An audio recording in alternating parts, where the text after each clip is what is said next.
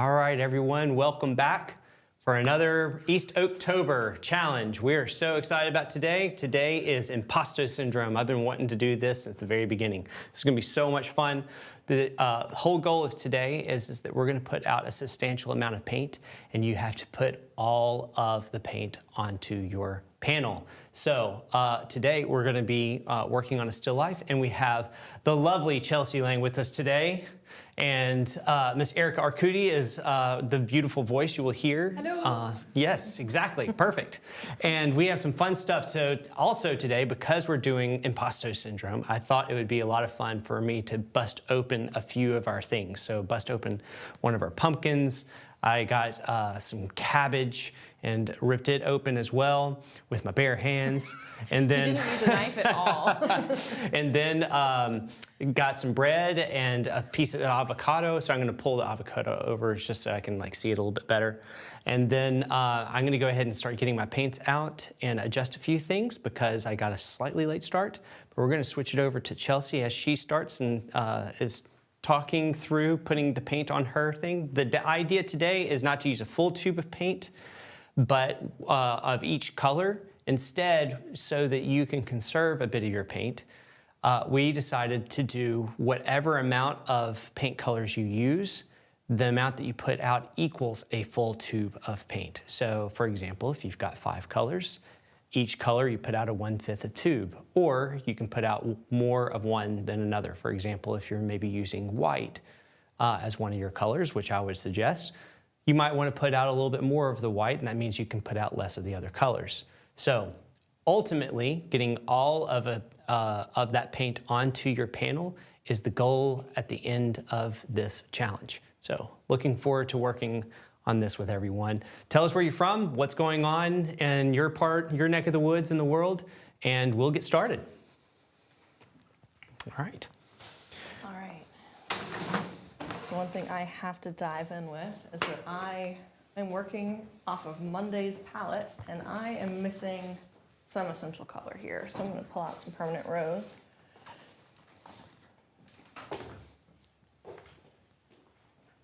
Now, one thing I am slightly worried about here is that I do have some color on my palette that, like I said, is left over, and I'm really hoping I can find a way to use it.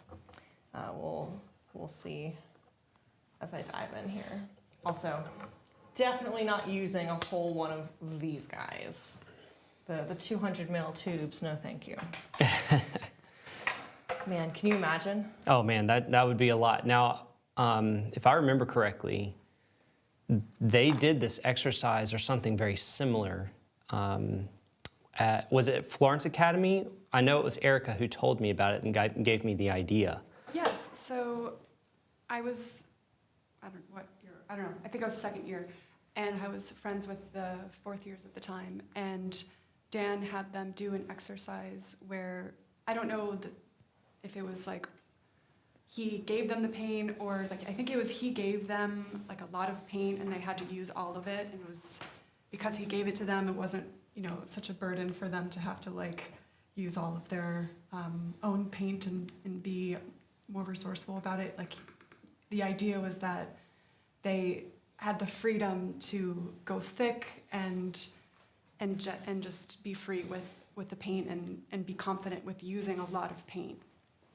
And I don't know the size, maybe a golf ball or something of each color, and having to use all of it. So I just thought it was a really cool idea of learning to be more confident and using a lot of paint. Louis, are you doing some last minute? I'm sitting here trying to do a bit of pantomiming over here to Chelsea to figure out where I'm going to put this other part of the avocado. Don't you touch that leaf. Okay, all right, there you go. That's what I needed to know. Painting. That's what I needed to know. I kind of liked the 2 avocado halves next to one another. Okay, I'm going to turn this one up then over here, because everyone probably can see what I'm doing. And that way, there, kind of something like that. A thing of beauty. Yeah. Or something to that effect. It's one of those where I was putting it up so haphazardly that I actually probably did a great job because I wasn't thinking too hard about it. Just like, throw it up there. Does it look good? Okay, good. Is that the secret to setting up still life? Man, sometimes I think it is. I don't know. I think I might need a little touch of cadmium. What do you think? I think those pumpkin innards are a little bit more chromatic than my yellow ochre plus titanium. Naples yellow would work. I've got some Naples yellow if you want some. I would love some. Okay. It can be I gotcha. trying out new colors kind of day, because I don't paint with Naples yellow.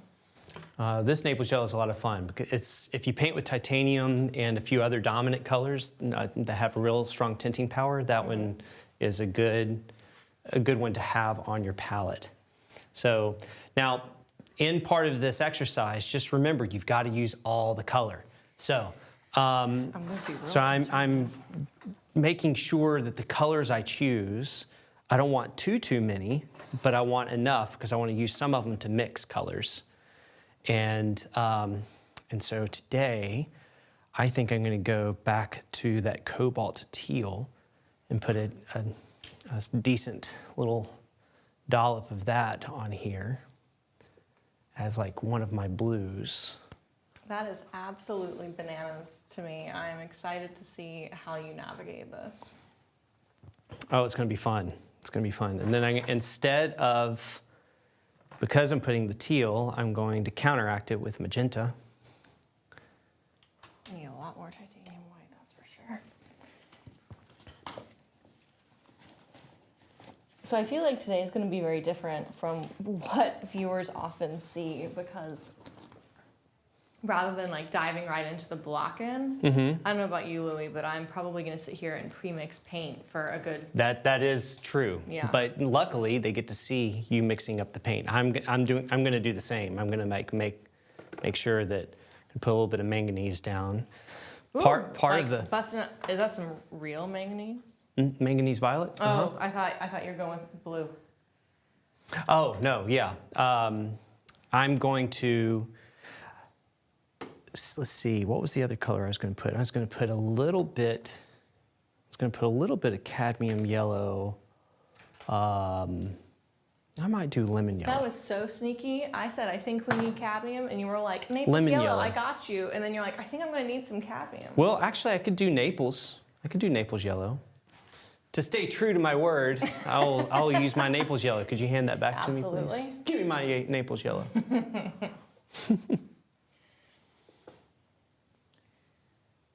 We have some people saying hello. Hello back. So Wendy says hello. Hello, Wendy. Sean says hello. All in the thick of it today, like that. Oh, nice. Joyce says hello from Washington. Alyssa says hiya from down under. Oh. Awesome. Julie says hello. Sue from Virginia says hi again. Oh, I love it. Everyone's here. All of our peeps. And then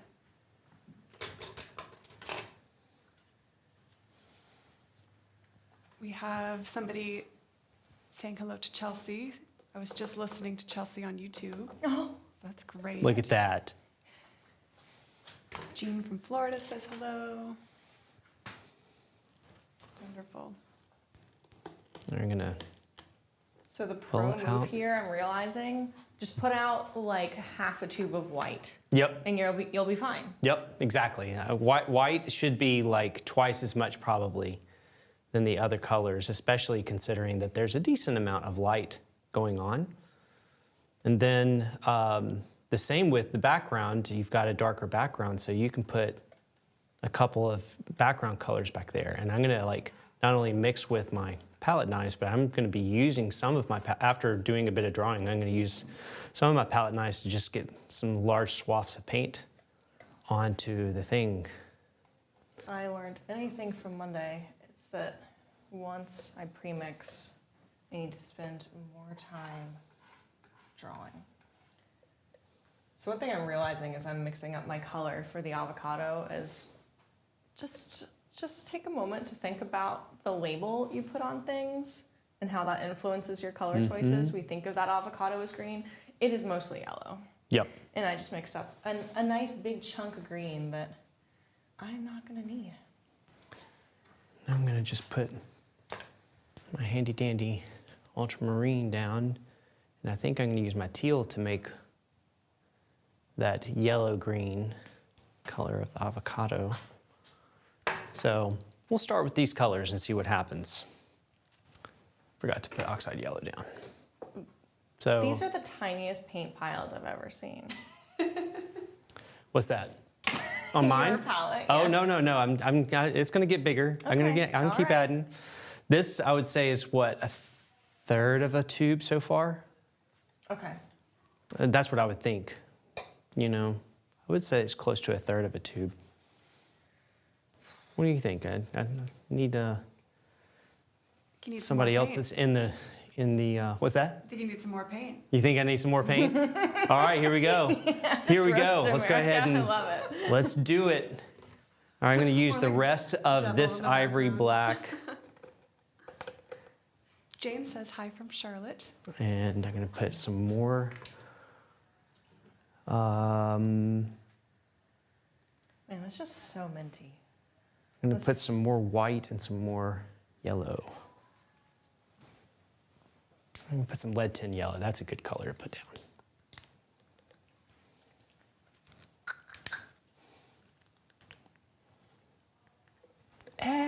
So this lead is just so thick. Look, everyone probably could see this. Look how thick this. I can barely squeeze it out. It's so thick. What do you do when the tube of paint gets to that point? Run a truck over it. No, I don't. I tend to ultimately get it out. It just, takes a little, little gripping onto the color, onto the tube a little bit more. I still feel like I want some cadmium. Do it. Yeah. The trick for me, I don't think, will be putting out enough paint. It'll be actually going through it.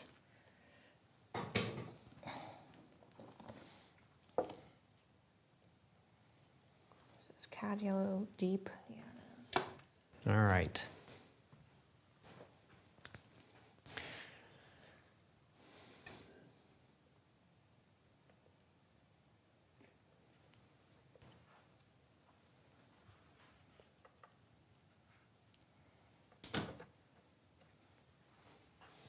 All right, what setup is everybody else painting today? Love to see y'all are setting up any still lives. This is fun to have everything split open because it helps us have a lot of texture, and the texture is fun to use the impasto of the paint to do that. All right.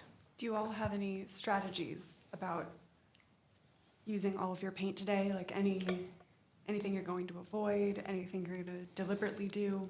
I think one thing I'm going to try and avoid is mixing on the go. I think that if I can pre-mix, like if I can start with all these piles and then get them to the point where they are all essentially pre-mixed with just like a little bit left over, because I can always put out a little bit more if I need it to. I think that will help me to avoid painting too thin. Whatever is the kind of muscle memory we have around mixing paint is probably what we're going to default to. And I don't think for any one of us here, our muscle memory is go through half a tube of paint on one painting. Yeah. So to that end, my goal by the time I've taken a look at all my colors and mixed everything effectively is that these piles are essentially going to be gone. I think that's really going to facilitate using enough paint here. As for other strategies, we will see as we go.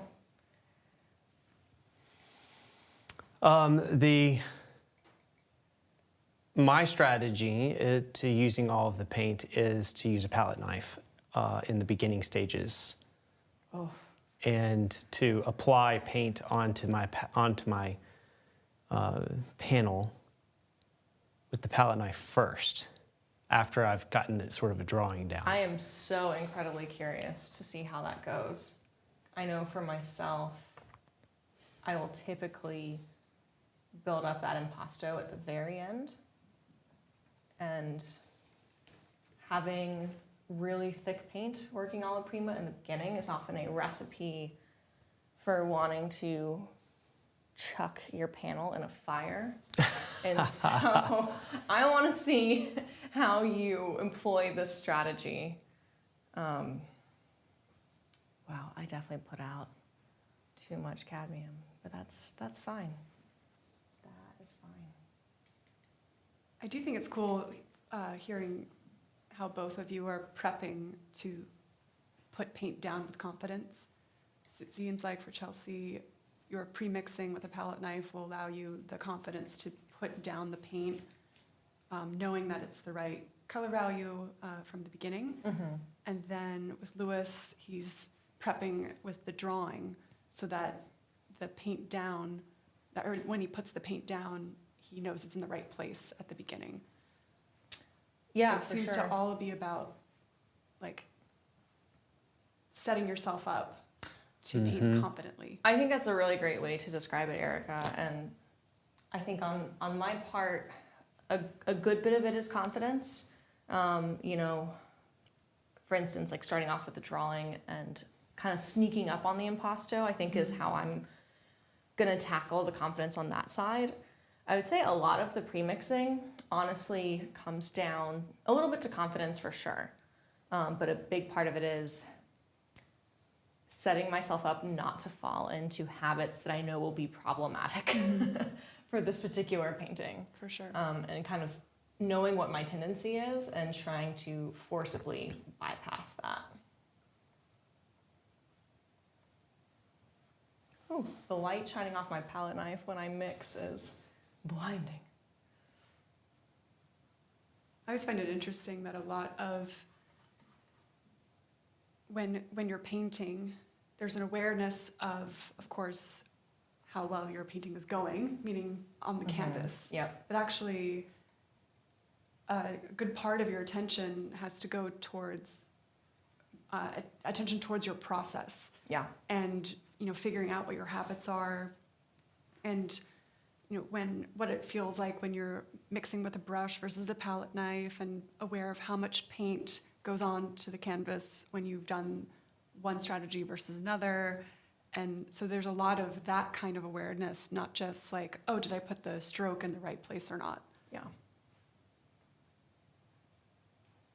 That's great.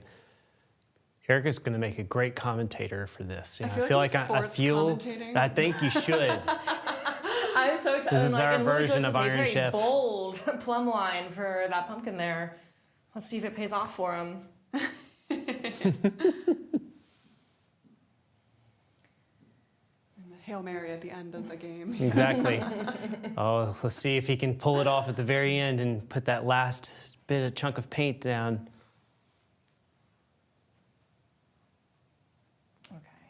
We have a few more comments. So Alyssa says, is that a croissant? I admire the self-discipline it took to not eat it. In the name of art, whole new level of respect. I love it. I will say that is my absolute favorite pastry on the planet is a croissant. Yeah. Good one. That just made me really hungry. Yeah. I'm like looking around like, You're like, did we use oh. both of the croissants? And oh, we did. It's okay. That's the beauty of this still life is we can chow down on it later.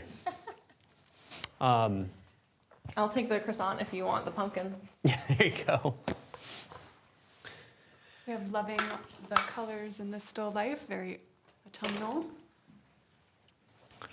Yeah, I thought it would be fun because like the last couple of days we had done just a lot of more neutrally beige colors and tried to pull a lot of color out with the bread, and then we worked on the master copies and things, and I thought it would be a lot of fun if we had a still life that would have a bit more color in it. I really like that Sargent close-up master copy. You that like was it? Like, and I think in an Edges conversation at Portraits, I saw that, I was like, I should have come here that day. Oh, well, you can come on another one and do it. That is true. I can also go back to my own studio and do that master copy myself.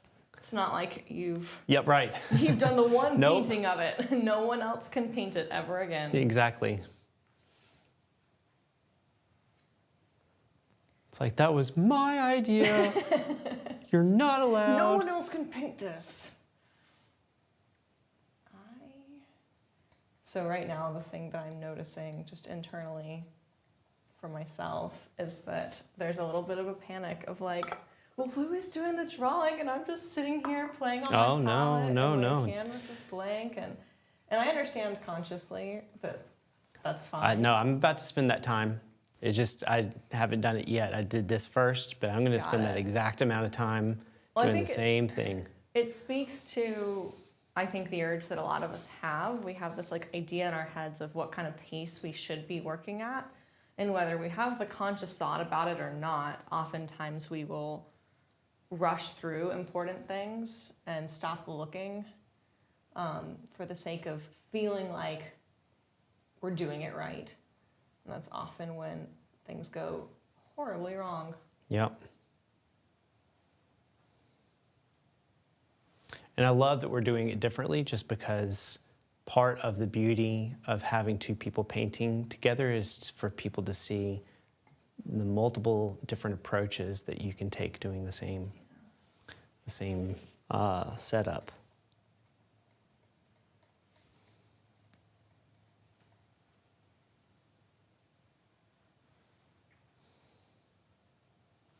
Jonathan says hello from Maine.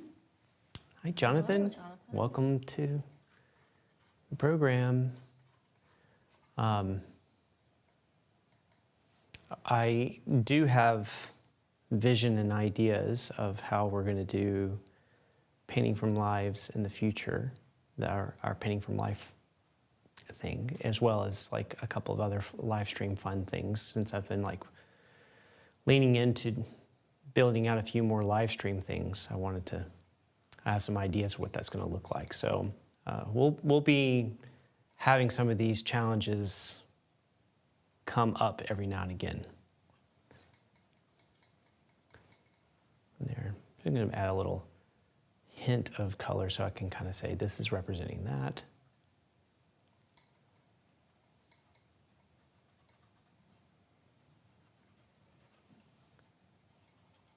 Look how thin this impasto is.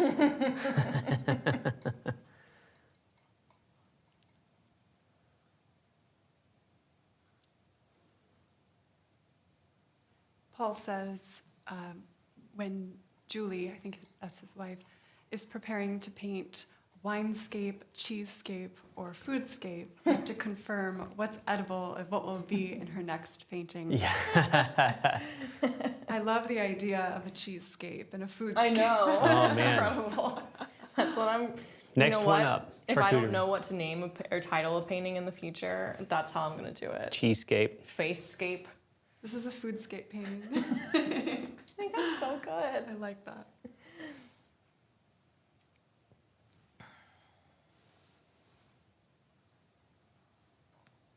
Okay, one thing I'm really realizing as I like pre-mix all this color is I'm really just going down by available space on the palette. I'm very envious of people who have a system for where everything gets mixed. That would be incredible right now. Because this is chaos over here. So you're talking about basically palette organization? Yes. Yeah. Mm-hmm. Yeah, I think in this instance, this is where it can really shine. Yeah. I mean, I think it can shine a lot of times. It's one of those things where, like, I watch people who do it really well, and I'm like, I should do that. And then I don't think about it until the next time I watch someone who's really great at palette organization paint.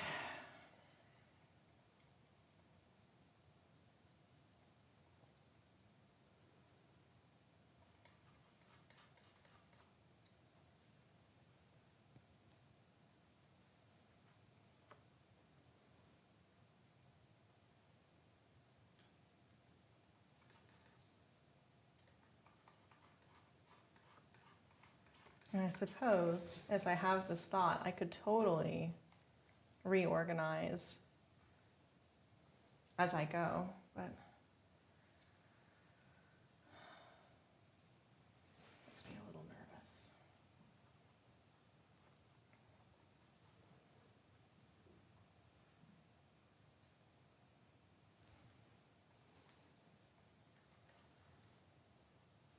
So just thinking about where I have everything placed, I might want to pull things up just to kind of create a little less negative space over here. So I'm going to pull this up, which means I'll pull this up just a little bit too. I might just make it a little bit bigger.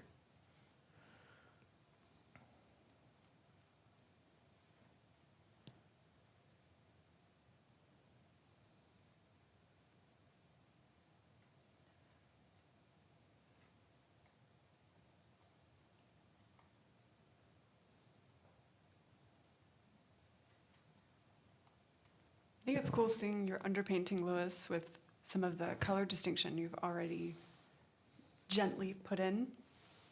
So it's like you're already getting this sense of separation, but without it going too far. Yeah, I think it's helping me kind of go, okay, this is there, this is here, you know,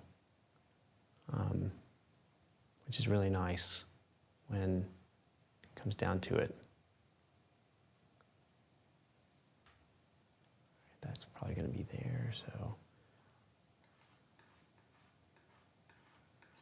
I think this is going to be one of those exercises, kind of like doing color charts, where you come away with, intentionally or not, you come away with a really great handle on how to use your palette knife.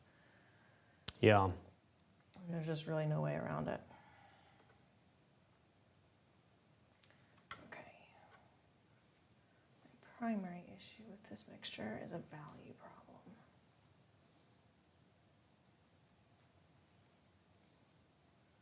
It's better.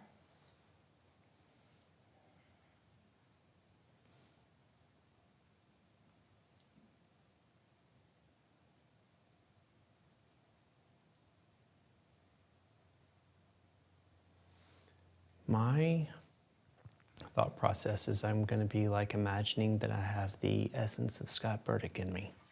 Oh, smart.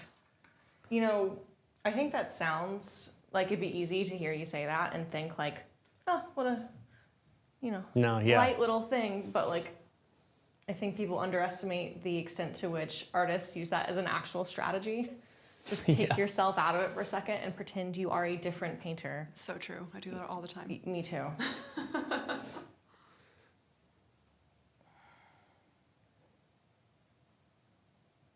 Or like I try to channel bits and pieces of different people Yep. and become an amalgamation of them. Yep. I mean, I think at the end of the day, that's really what we are doing as professionals. Like, none of us work in a vacuum.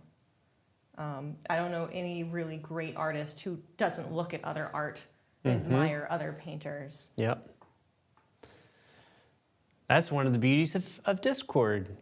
Your channel and the East Oak channel, where people can see what other people are doing and be inspired by what they're working on as part of the community. If we wanted to join the East Oaks Discord, Louis, how would we go about doing that? Well, there's several ways, but the easiest way is it's a link in every show note, an invite link. Oh, okay, perfect.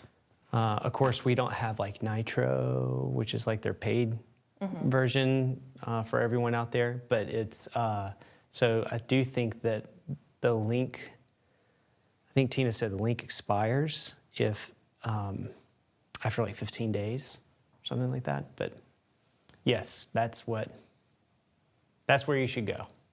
Excellent. Okay, well, I'll make sure to join the East Oaks Discord after today's stream. Do it. Let's see everybody there. So, but Chelsea has a fabulous one too called Putney Prodigies? Yeah, Proteges. Proteges, that's it. Yeah. It started out as a group of painters who largely were a part of the Palette Project at Scottsdale, which is, I believe, it's Daniel Key's program, and a lot of the painters who kind of came up through that have a very clear Putney painter influence. So at first this Discord was like 5 people, and now it's probably 100 something. It's a great group. Some great painters on there too.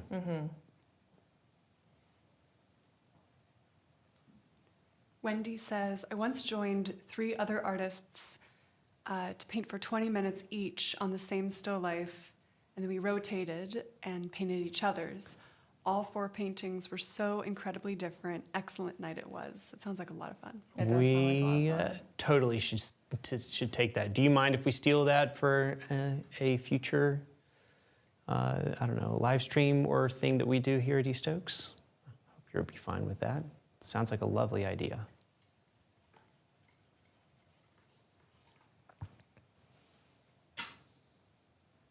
When I was teaching the 6 weeks course in Florence, Melissa Sanchez and I would alternate days for teaching. And so when we would do demos, she would start one, and then I would paint the next layer, then she would do the next one, and et cetera.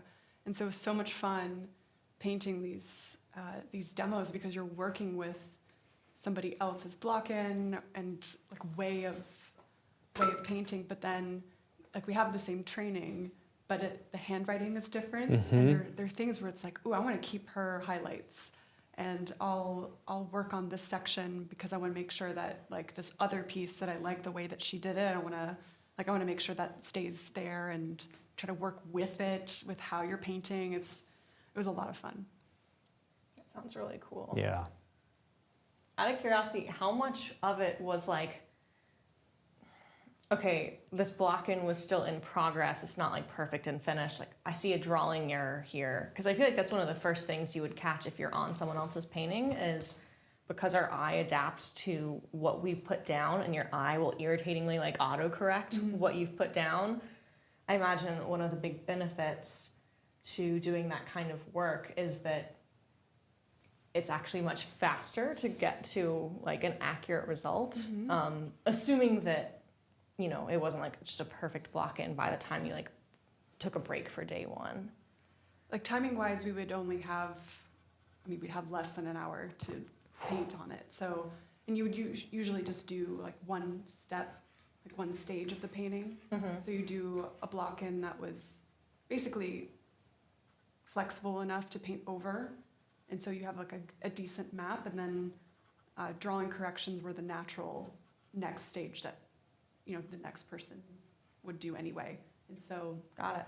and then I always enjoyed the days where, maybe I do the like colored lay-in, but then she refines my lay-in with how she would do her color harmonies. And so it was just cool to like have this back and forth, and I enjoyed it a lot. That's really cool.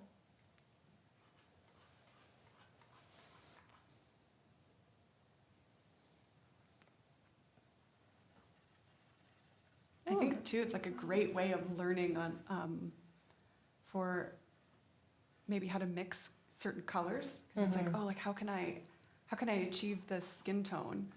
Like you have to work with it. You know what I mean? Yeah. And so it was really, I got a lot out of it as an instructor. A decent amount of our things that we are doing here for our challenges were some of Erica's ideas. Thanks. So you have her to thank.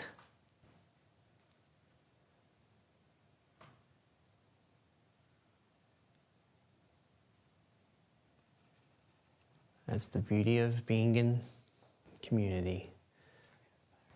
It's one of those things where you're going to hear me say a few things so much over this month that you're going to be able to do a pretty decent impression of me by the end. Be like, isn't this fun? So isn't community great? But it is.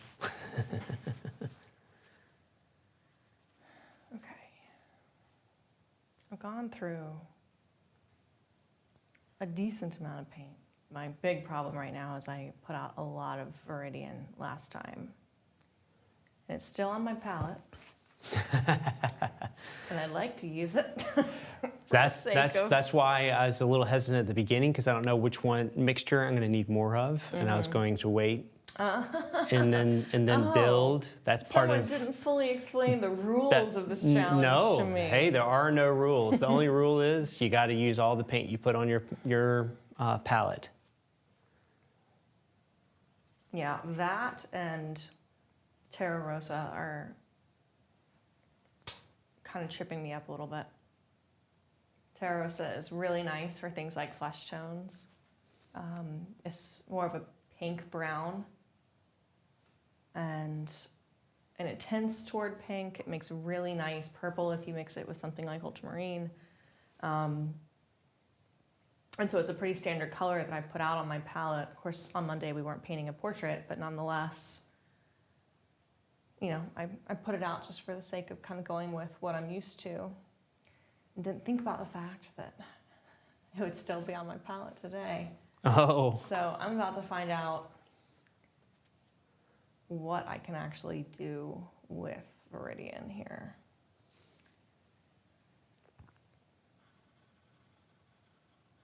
Everybody's going to find out with you, too.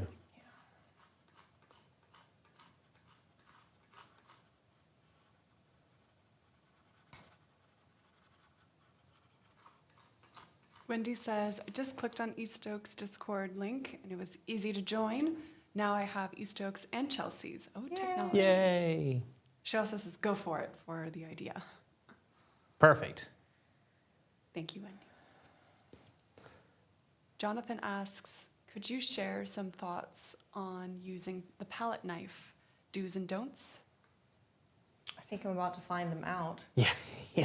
I'll let you know Yeah, at the exactly. end of the broadcast. I think Painting with I'm the palette feeling, knife, that is. I'll be feeling the same way, is I'll let you know, because it's not my traditional and normal way of painting, but it is going to be today, and it's going to be fun, right? Because that's what Louis says. On that note, Alyssa writes, just on what Louis just said, I actually accidentally slipped out a y'all yesterday. Hey, that makes me happy. Okay. I'm trying to make the y'all mainstream. So years ago, I went to go visit my high school. I went to a boarding school up in Indiana, and I went to go visit. And I think it might have been my 10-year reunion, and I ran into one of my old teachers, my Spanish teacher, and she said, when I ran into her and I started talking to her, because she was one of my favorite teachers, she said, I actually still tell a story about you to my class, to my classroom every time I teach, because the vosotros form of the verb, which is you plural, is I was telling the class that we don't have a word like that in the English language. And you piped up when you were a student and said, oh, of course we do. It's y'all. And since then, she's like, so if you're from the South, you have a version of you plural. And so since then, she's like, I started saying y'all. I was like, that makes me really happy. Y'all is actually coming into the mainstream in a bigger way because it's like a non-gendered you plural. You know, instead of saying like you guys or something like that. It's I consider it a way to be more inclusive. Yeah, it has its place, I think, you know, and I agree. I think it's just a great generic form of plural, you plural. So. You want to fix my palette while you're at it, Erica? You can reorganize it for me.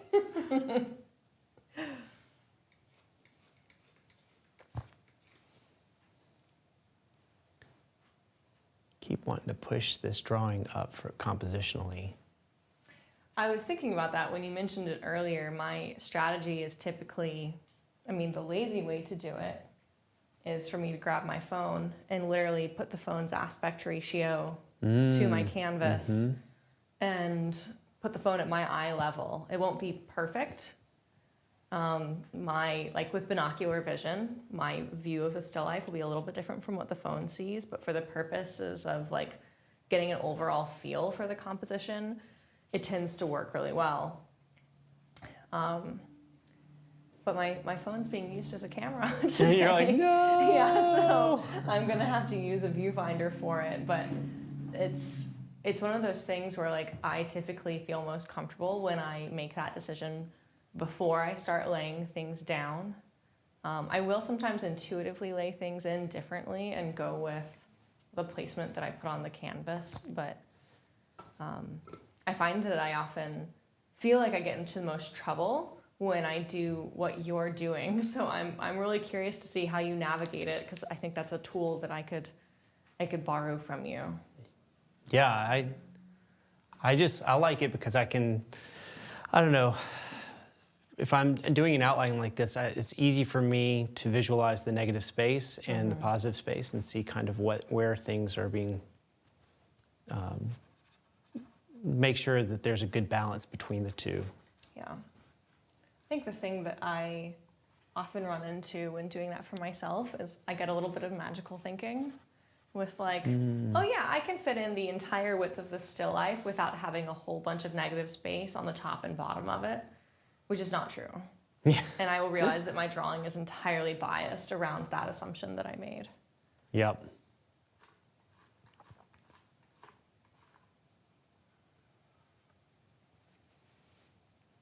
All right, I think I've got enough in for me to at least get started. I want to pull up the bread just a little bit more. I have a nice mess on my canvas, so that's where I am.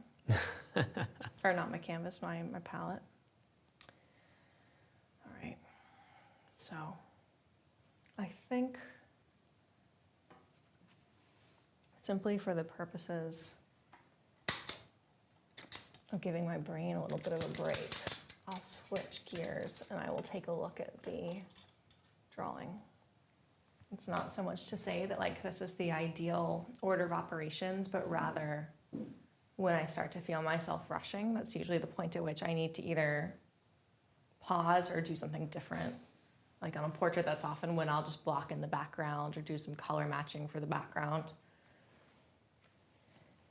But the main temptation, the problem that I can very easily fall into is when I have that thought when I'm working on the drawing, and my instinct becomes, yeah, I'll just start going in with color now. That's usually how I know it's about to be a bad time for me.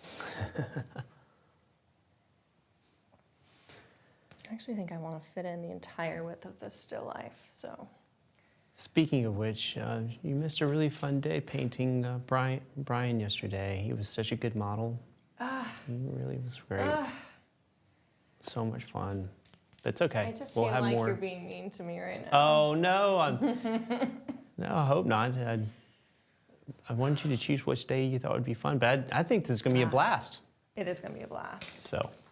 Okay, so I actually opened up my Gamsol here, and I think I'm going to take a very different approach, and I'm going to go in dry brush from the very beginning. Yeah, No that's thinner. not a bad idea actually. Just because it won't be slippery when you put on that heavy paint. Yeah, I mean, I think honestly, my main motivation for it is that I'll go through more paint. Yeah, I think you're right. All right, since I've got the basics of this drawing down, I'm going to go ahead and work into the rest of it.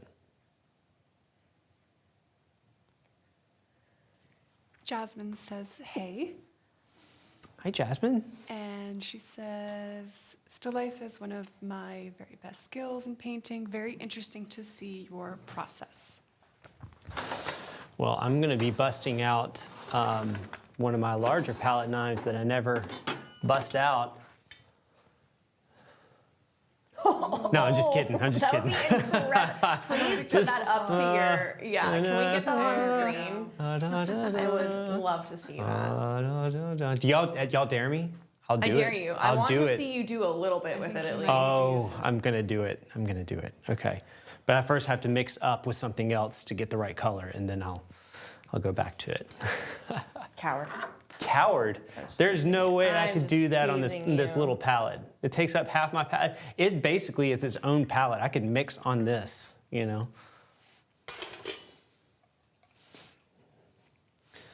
All right, we're gonna take a decent chunk of this, decent chunk of that. It's kind of how my mom cooks. A little bit of this, a little bit of that. I've decided that my use of Terra Rosa is gonna be my blocking color. Yeah? I can't figure out what on earth to mix it with, so we'll see if I rue this decision when it starts blending in with every other mixture I put down. Nice.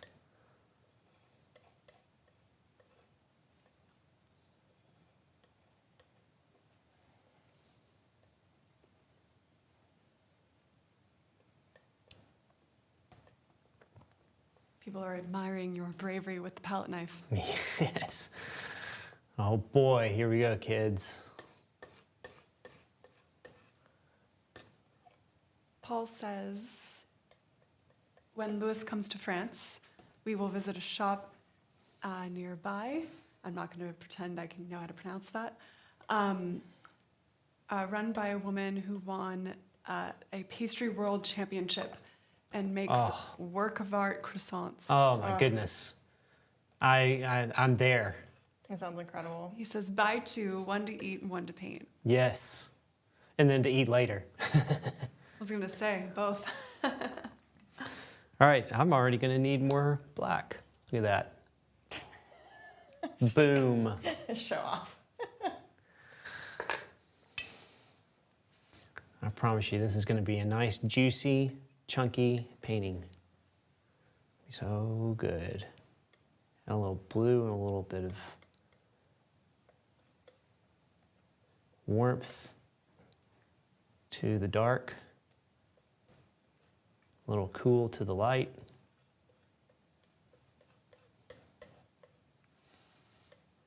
This is actually one of my favorite stages of painting. I love mixing colors. Oh my gosh.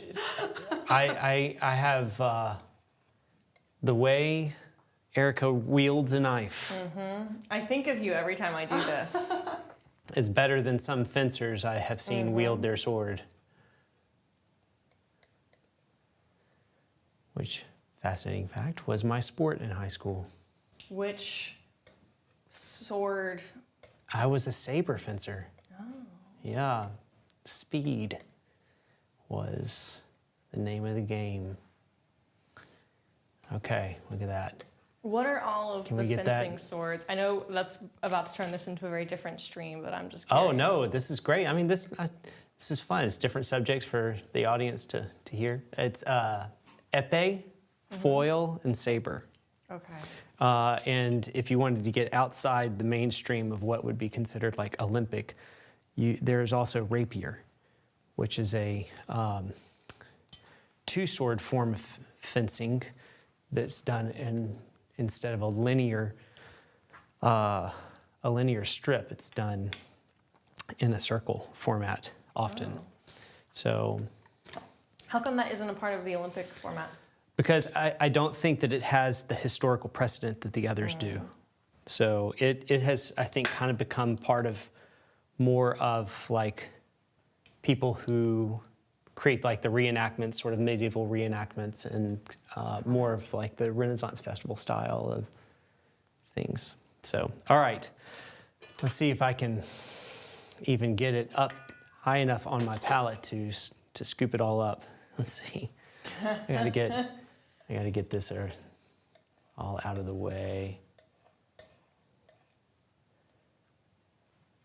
This reminds me though of Scott Burdick, of like how he started.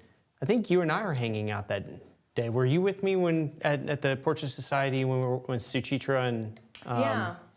I think we were sitting next to each other, and he just got his palette out and just, you know. All right, here we go, everybody, ladies and gentlemen. Look at this. I'm gonna put it in the camera. It looks so tiny. I know. Compared to this like big. You have such a huge dollop, and it looks like nothing. Here, I'm gonna just like spread it out a little bit on this palette, or on this knife. Another knife. Incredible. I think we need that on camera. Here we go, spreading it out on the knife. Nice. All right, here we go, ladies and gentlemen. Boy, that barely did anything. Isn't that great? Seems like you need more paint. I know. Exactly. last little bit up there. Start spreading it down a little bit.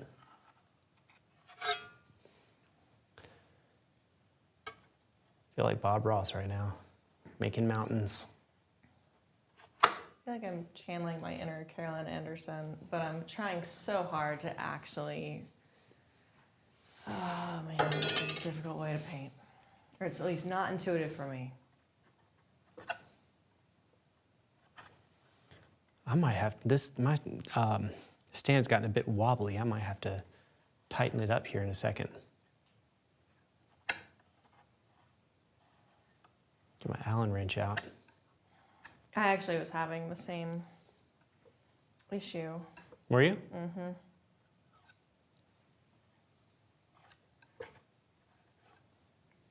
Okay, so one thing I'm thinking about in this block-in, and a mistake I was just on the verge of making, is that in an ideal world, I would go through this block-in, like really thinking dark to light, but I'm not trying to fill in shapes.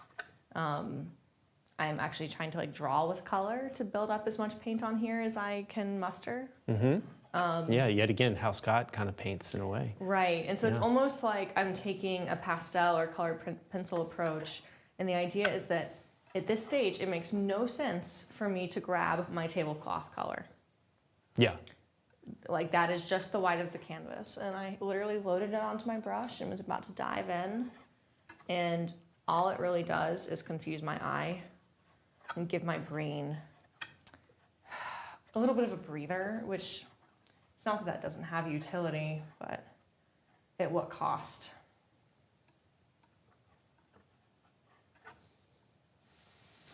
Yeah, I can assure you it's going to be easy for me to go through the equivalent of a whole tube of paint doing it this way. And it's going to be awesome. I think that's one of the things that some students experience is when they try to add more paint, they realize they could add a lot more paint. Mm-hmm. You think you're mixing up like a giant pile, but then you can actually go through it quite quickly.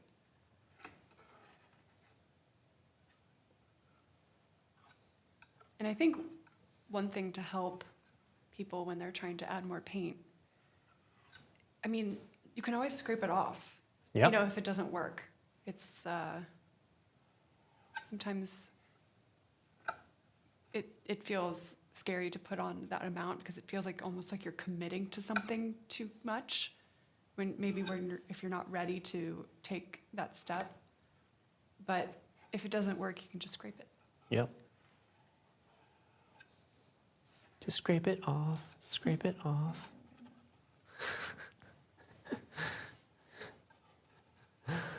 Oh, well, it wouldn't be a great day of painting at East Oaktober if we didn't have a few funny, really bad, corny jokes. So, and I'm fully expecting our audience to give us a few more incredibly wonderful painting dad jokes.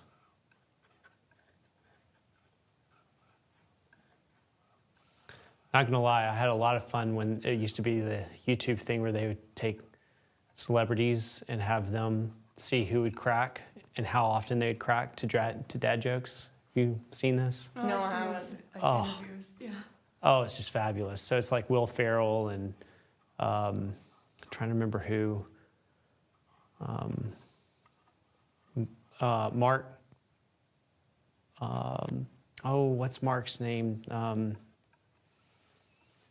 Played in the Heist movie and I don't know, Mark Wahlberg? Mark Wahlberg. He did it with him because they were going to do. I think they did a movie called Stepdads or something together, and so they did one, and they were just the most brutal dad jokes and they had to keep a straight face. So while they did it, and it's so much fun to watch.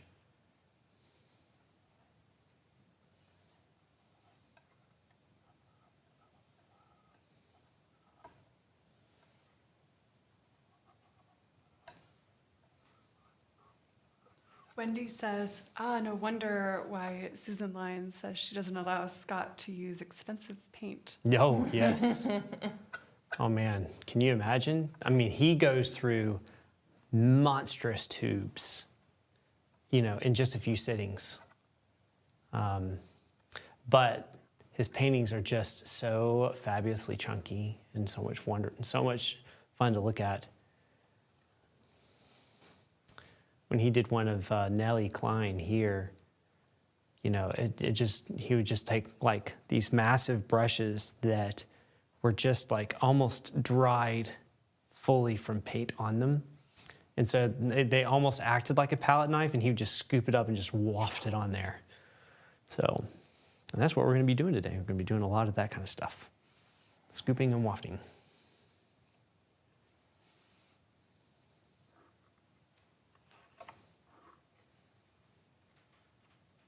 Ooh, had a little bit of white on there.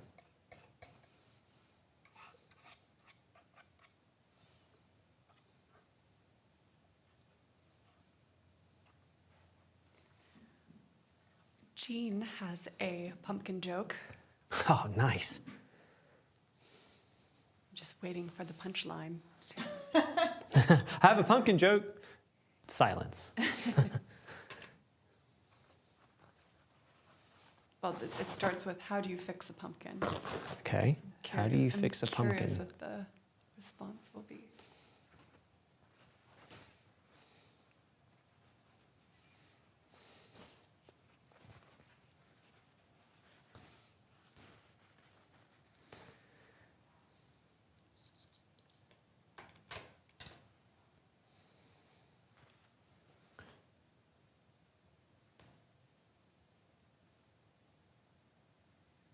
Paul writes, when Julie taught watercolor, fellow instructors lamented hesitant students applied mouse turds of watercolor paints and wondered why the painting looked so pale.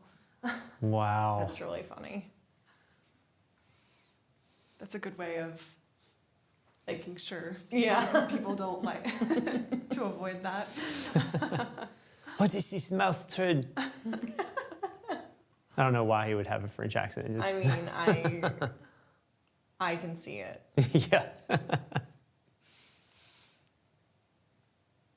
So here's the joke. How do you fix a pumpkin? With a pumpkin patch.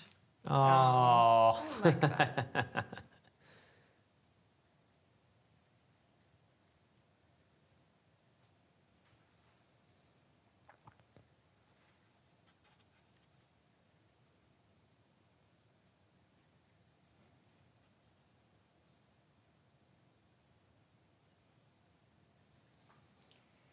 Yeah. I think the interesting thing about a materials challenge, I think it's a little bit different with brushes, but like using different paint or using more paint, changing your process in some way, you just have no guarantees as to how that thing's going to come out. Nope. No guarantees and no regrets. Okay. You're like, whatever you say. Yeah. I'll believe you. I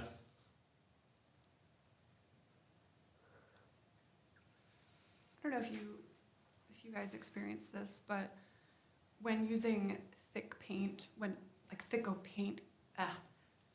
opaque paint versus thick transparent paint, sometimes like using a lot of transparent paint, I sometimes have a challenge controlling that, like when things are more transparent, when I'm trying to, or like if like I mix a mixture and I have too much transparent paint, it kind of like, because you still see the canvas underneath, but it's also thick, and I find that to be a challenge to control sometimes.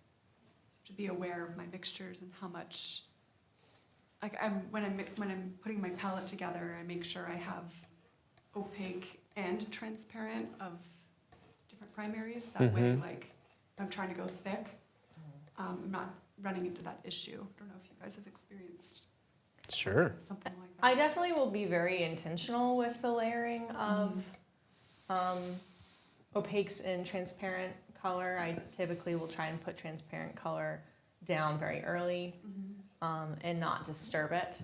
And that I think that's something that just comes over time. Like you learn the hard way. Once you put down that opaque paint, your transparent colors don't stand a chance anymore. I'm curious how it will play out here, honestly. Because this isn't the way I normally work, so I honestly am going in, not with no expectations, but I'm prepared to be surprised. That's a great way of putting it.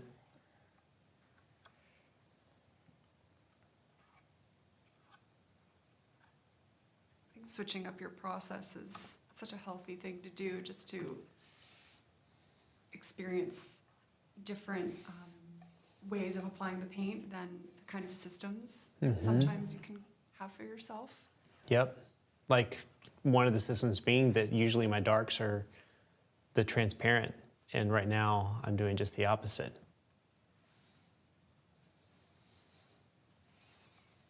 I think it allows, if you're not playing with opacity as much, almost like the direction of your stroke and the texture of the stroke you can create like a relationship there. Yep, totally. So you almost have to just like use different strategies.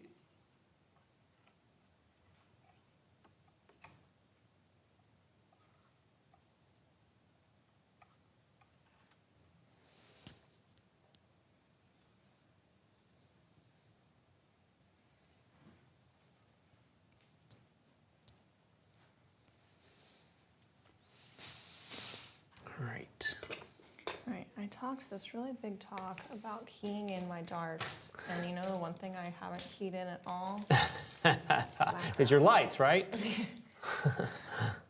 All right, let's do it then.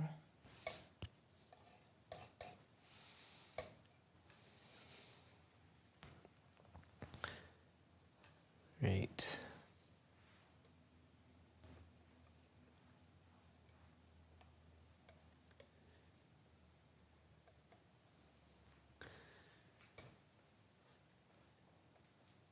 Let's see.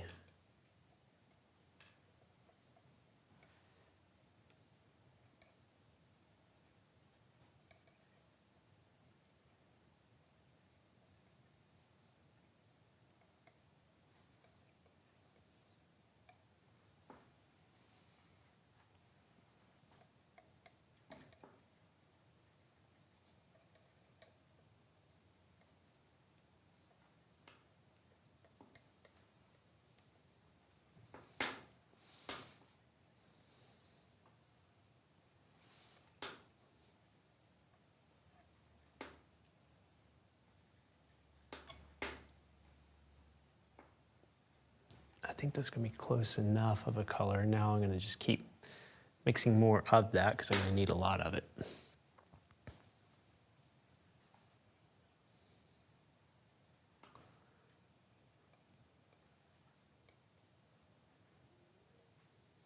Looks like a lot of lead tin yellow is gonna be used in this process.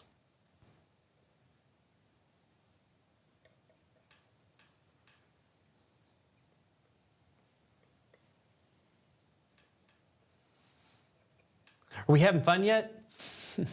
I'm having fun doing something wildly different over here. Good. That's what I like to hear. Hopefully it'll stay that way.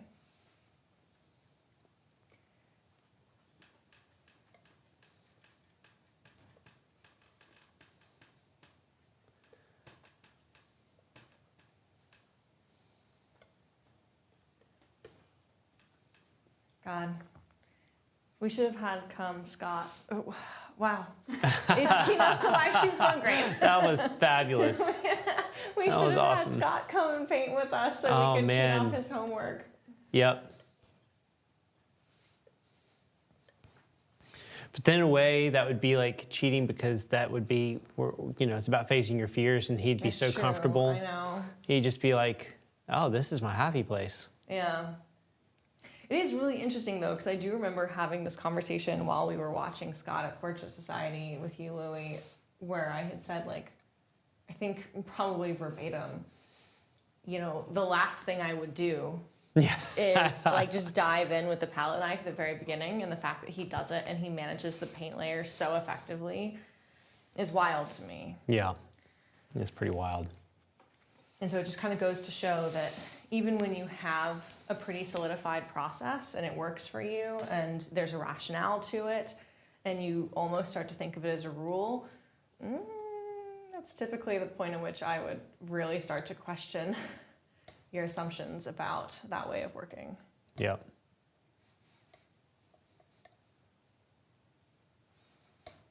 We have a question here. Could I ask about standing up at your easel as opposed to sitting at the easel? What are everyone's thoughts on either?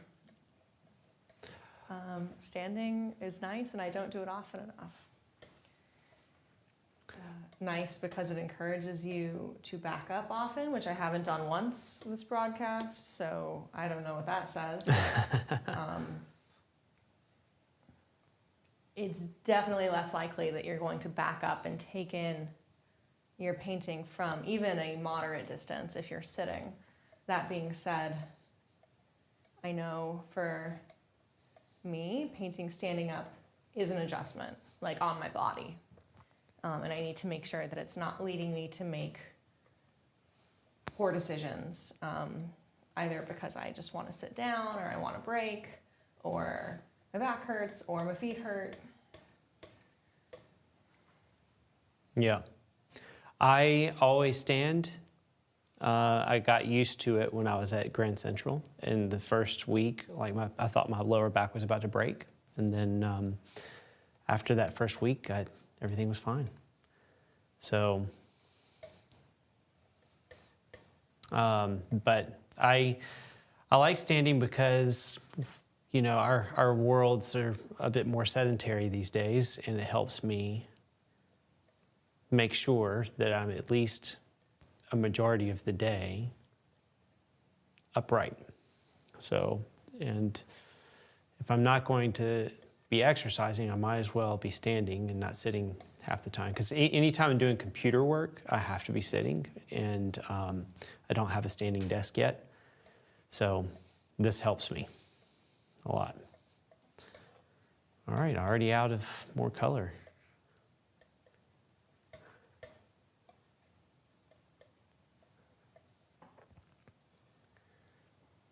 And I'm going to go ahead and use that and some.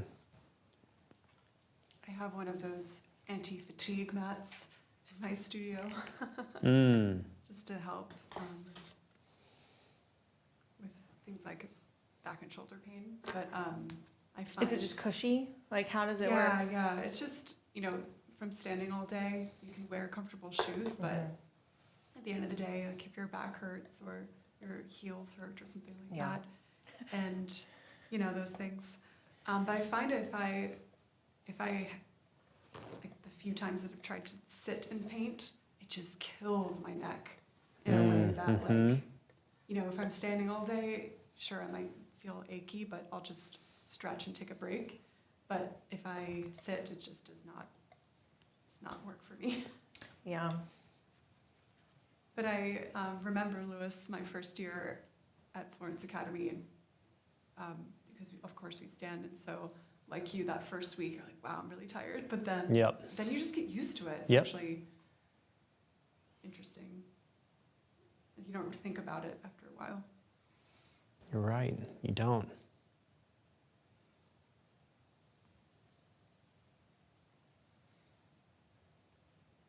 I agree with you, Chelsea, that like when I stand, it just helps, it's just more easier, or just more natural to keep stepping back and, you know, getting the big impression and not getting too close to the easel. And one of those things where it's like you're removing the barriers for yourself to make good decisions. Yeah, exactly. I think that's a great way to describe it.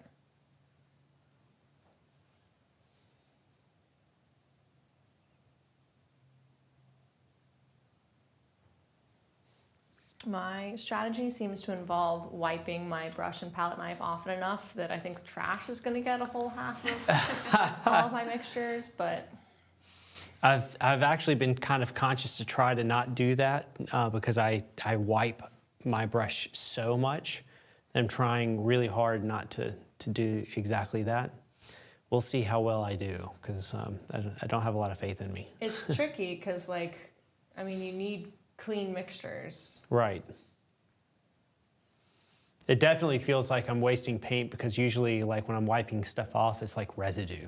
And now I'm like, oh, I'm really wiping off a lot. And I like knowing that that's your inner monologue voice. yeah. Guys? It's the same voice as the guy on the horror film, like looking for his friends. Guys? Yeah. You know, and in the background, it's like, shh, shh, shh. It's like, is anyone home? I'm gonna go, like, get naked and take a shower. So that's like, it always happens in the horror films where you're just like, oh, I'm gonna just be unassuming even though this looks really creepy right now. You're not going to charge your cell phone or do something practical. Right, exactly. I love it. I was watching a comedian a while back, and he said, he's like, I tell you, the people in horror films, they could be strangled with a cordless phone. And that was really funny back in the day when all phones were had cords, you know. But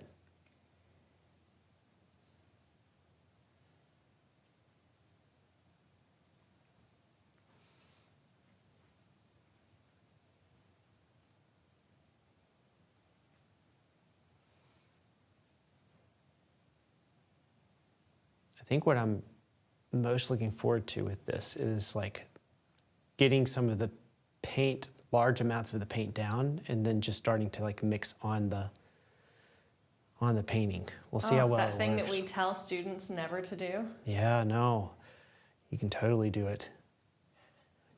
Absolutely can. You heard it Anytime here. where you're like taking the paint and turning the form by like dragging it into another area, that's absolutely mixing paint. It's just not like mixing paint. Yeah. You know what I mean? Yeah. Like you're kind of pushing and you're pulling with all those fresh Wet paint to wet. mixtures. What's that? Wet into wet. Wet into wet. Thinking about our edges day, Mm-hmm. another way of achieving softer edges is more paint.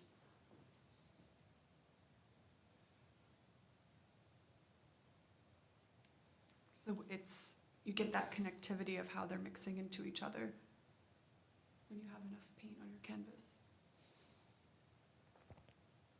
That's right.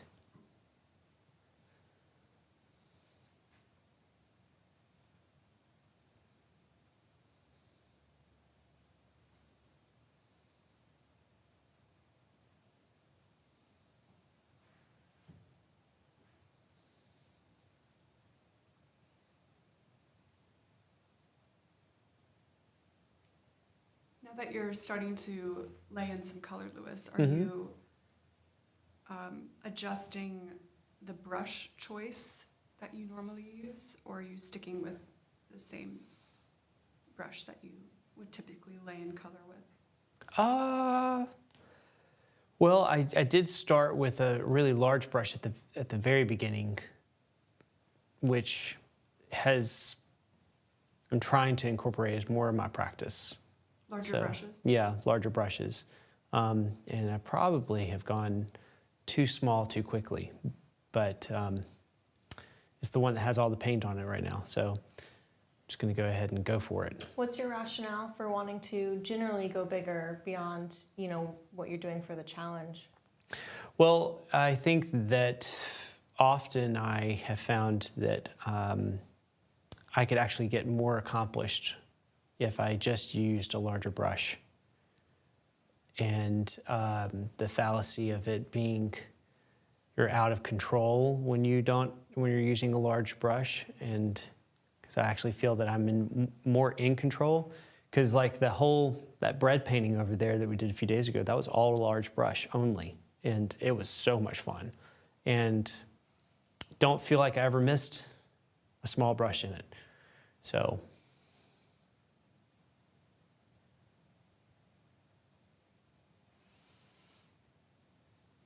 as soon as you get these like little guys up here in the heart and the spirit of that, I'm going to switch over to a large brush.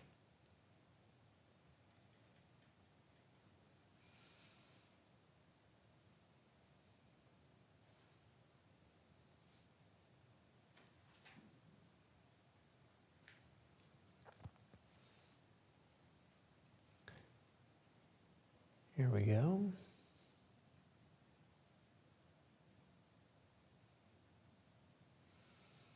Done. Oh, no, excuse me. I think I'd throw something.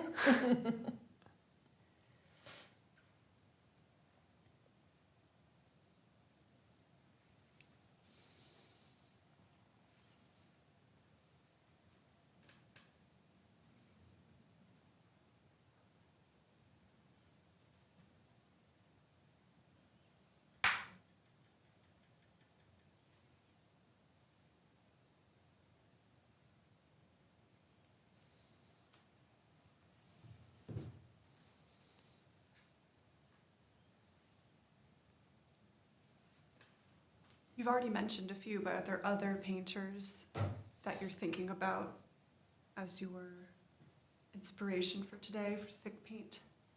Anybody in mind that you are? Oh man, I always have Soroya in mind when I think about like thick paint, because he just had such wonderful slops of paint on, you know, Waterhouse. Those two come to mind a lot when I'm thinking about, you know, heavier amounts of paint. I'm reminded of Mancini as well. Oh man, Mancini's, he's an excellent person for it. Maybe Fetchin. Yeah.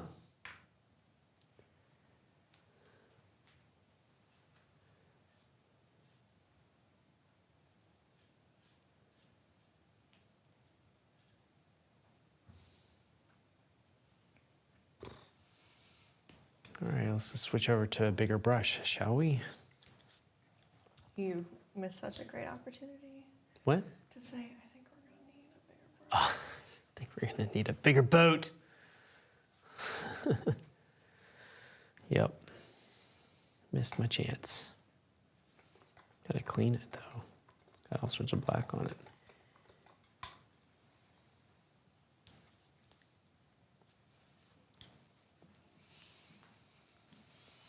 Dalen mentions T.J. Cunningham's sheet paintings are Oh awesome. yeah.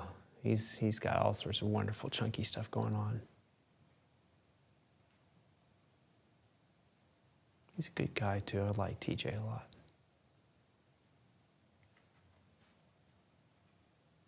He has a landscape painting video on eStokes. Mm-hmm. He sure does. I think I've seen him sharing a few more landscapes lately on social media too. I don't know if that's just my algorithm. Yep, he's got more videos out now, as well. He started doing videos with. He partnered with someone recently, and I can't remember the guy's name. He's more of an impressionist painter. It'll come to me soon, but really happy for him. Things seem to be going really well.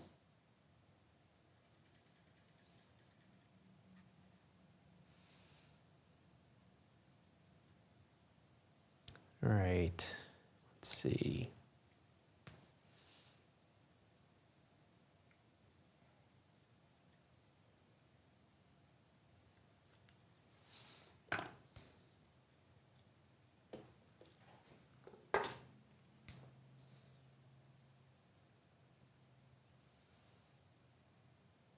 The cool thing, I think, will be to attempt. I'm going to do some thin areas too, but to attempt what I usually would do with thin and just layer a lot of broken color onto the painting to make it feel the same way that the effect is when you're painting thin in the shadows.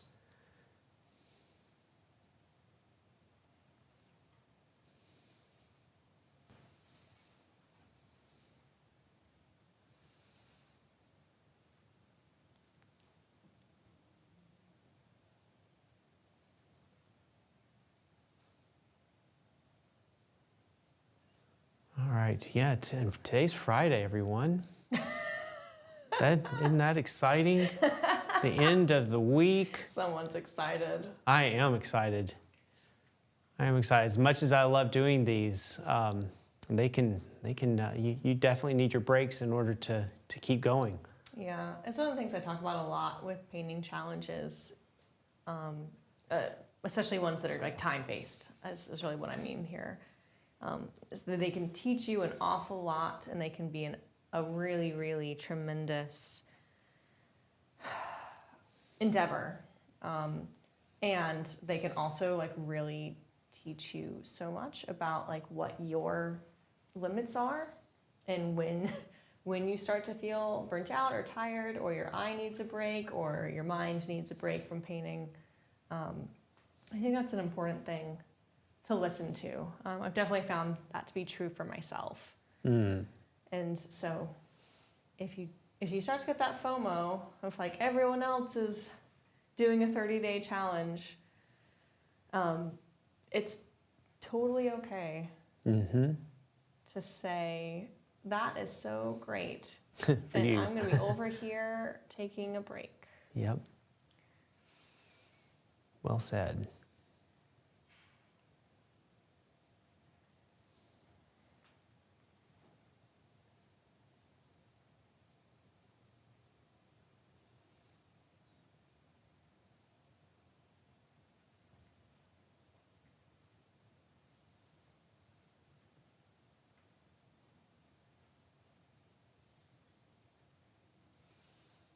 I mean, how could you not have fun with all this chunky paint? That's kind of how I feel too, actually. I might not be feeling that way when I'm trying to make, like we're at the end of the session and I feel the pressure to make it look like something. But right now... Just start by making it look like, no. Yeah, exactly. Yep, every stroke I lay down will be perfect and in the right spot. Yep. And it's going to read right from the beginning. Jacob Collins, every now and again, if he was feeling a bit snarky, he would just come over to the person and be like, just make your painting look like that. You know? I'm trying. You know? Of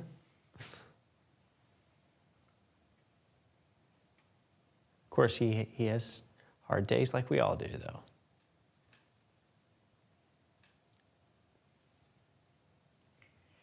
Okay.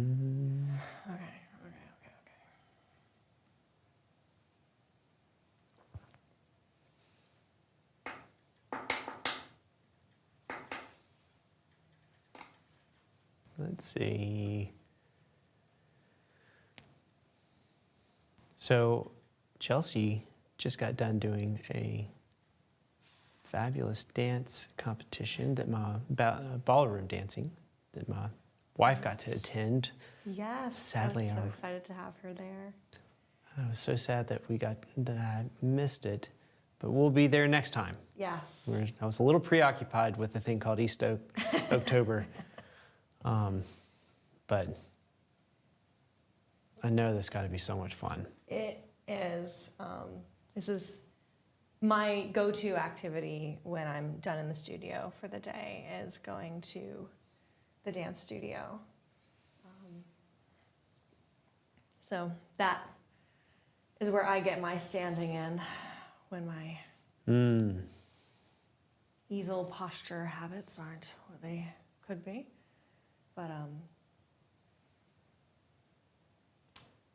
you know, Julia Cameron in The Artist's Way talks about artist dates and where we get inspiration from. And while I do know artists who like art is their only thing, this is what they wake up thinking about, what they go to bed thinking about, I think in general, most of like the really inspired work comes from combining passions. That's often where like new, really interesting ideas can come from. So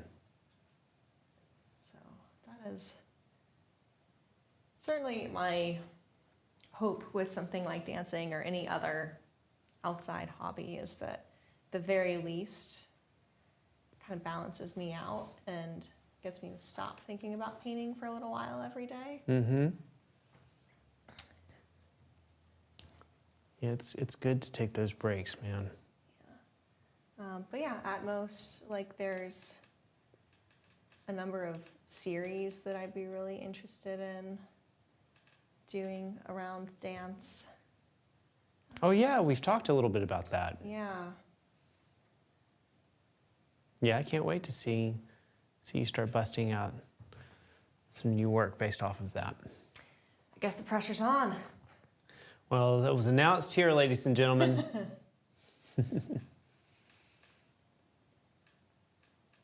Hold her to it. All right.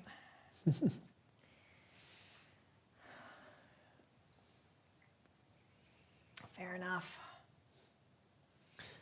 You know, sometimes like me announcing things to the audience is really great accountability to make it happen. So, I think you and I were talking on Monday about putting together like a photo shoot, and yeah, that's one that I really want to do. And honestly, I think the biggest bottleneck for me, the biggest obstacle right now, is scouting a location. oh, uh-huh. You know, because most dance studios have a lot of mirrors, but not necessarily the ideal place for a photo shoot. But having something that has like, I don't know, the light that you want, the composition you want, something that like makes sense for a dance photo shoot. Yeah, I've been mulling this for a while.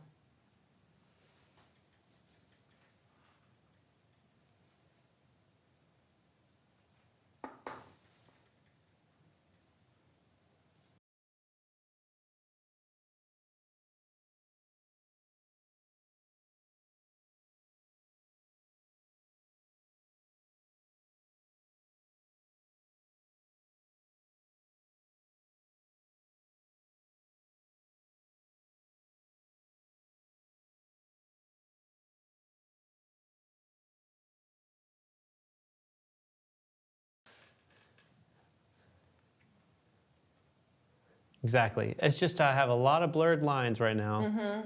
It's just so many soft edges.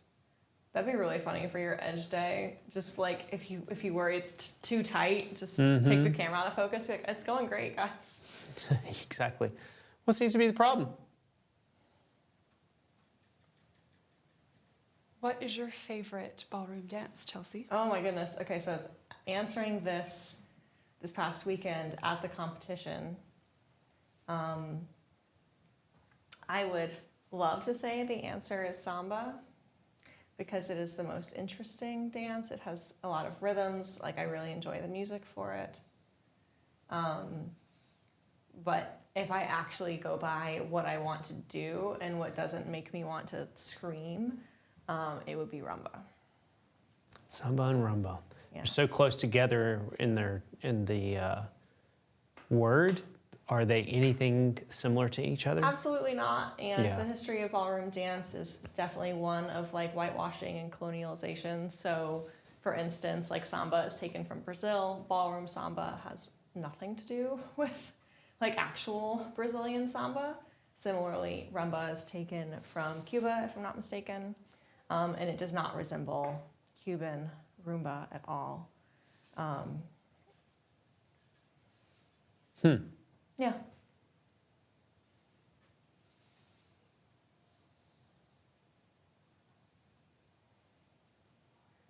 Jean has a question about Discord. I signed up and I want to clarify, do we need to invite you to join me on it to share? Is there something with sharing that you have to do? I don't think so. I don't think, believe so. I think you can should just be able to do it. Simply be able to join the server. That should be enough. Yeah, and that should be enough. Obviously, I'm not on the East Oak server, and I don't know exactly what's going on in the tech end, but No, from it's my experience, you should not need to. no. It gives you an invitation to join, and when you're in, you're in. So you should be able to just post. You'll notice there's a channel called East Oaktober, and that's where you can post any of your challenge stuff. There's also like a share your work channel as well, where it's just normal work that you're doing in your studio. And then we have a critique channel where you can actually ask, the groups to critique your work. So, yeah, let me know if you still have any issues.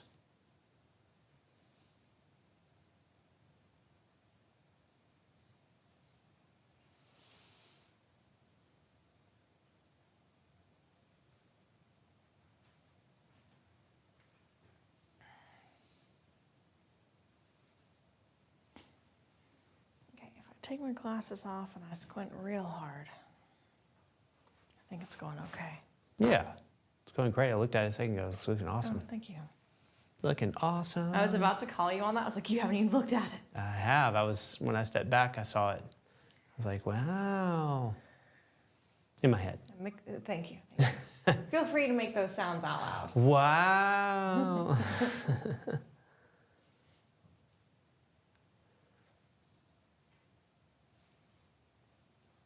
Erica usually is good about creating a nice range in her work of like impasto and brushwork down to thin work as well.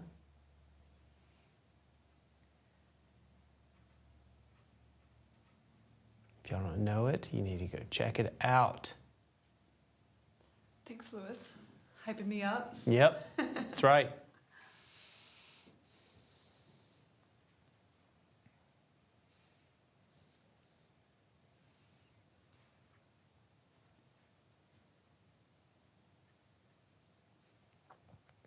Personally, a big inspiration for me is just thinking paint is really cool and there's like a lot you can do with it. Yeah.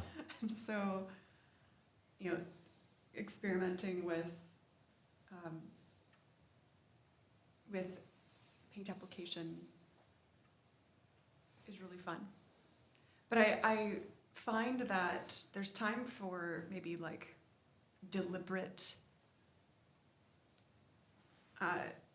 experimentation, and then other times I find it's fun to just think about whatever concept I'm trying to achieve, whether it's, I'm trying to achieve a soft edge, or I'm trying to create depth or a sense of form, and then almost indirectly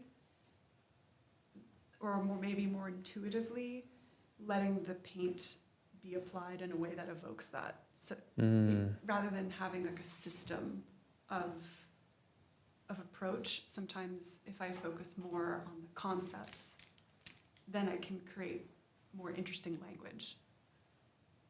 That makes sense. Yeah. It does.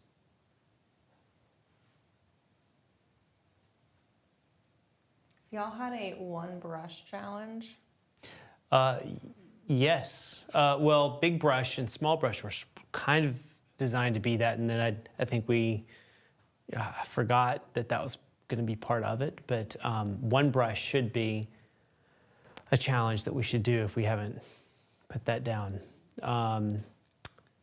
yeah, you'll just have to extend East Oaktober one more day. Well, this absolutely won't be the last. We'll do some more fun things like this. It'll be a while before we do a 20-day one again.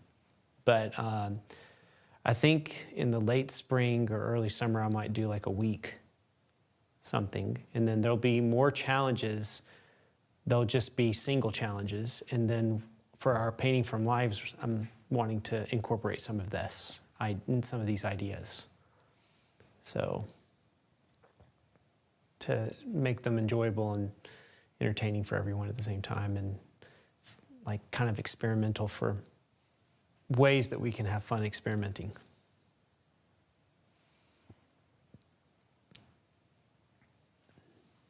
Jean says, "You are so generous. Thank you so much. I was feeling like I was in a funk, And this challenge has revitalized my painting. Oh, that's awesome. So wonderful to hear.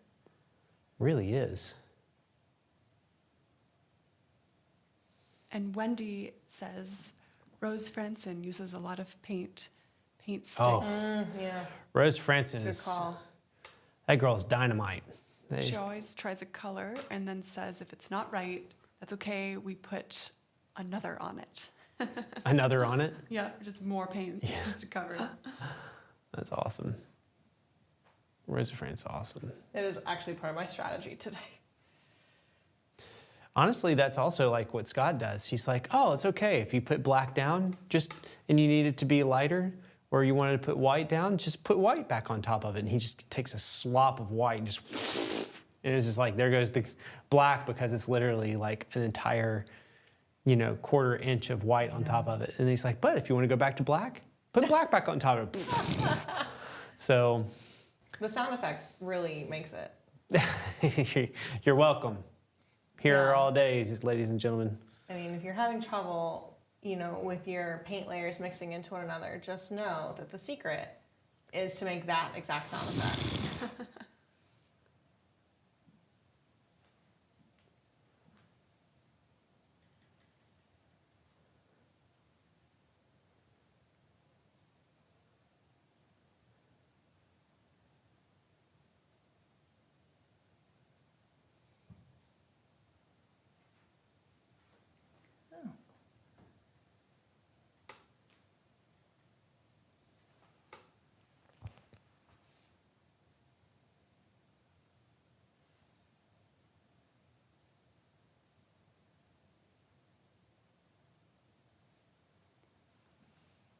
We have Anna saying, good afternoon, my art friends. Good afternoon. Good afternoon.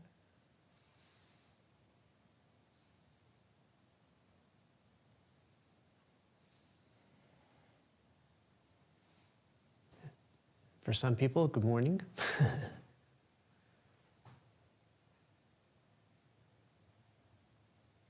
Doing it. I'm almost through all of these paint piles. Look not at like, you. Not like they're Holy on cow. the canvas. No. But You're like, I'm almost done with this painting. yep. Where are you at, Lily? Exactly. Falling behind, are you?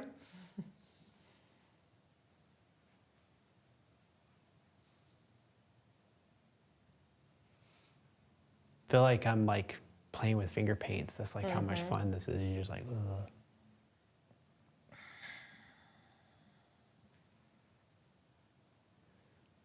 Yeah, there's something nice about like glasses off, you're at a distance.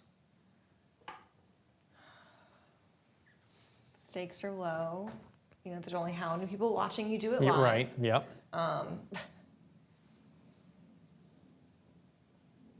The objective is just enjoy the color and enjoy the paint texture.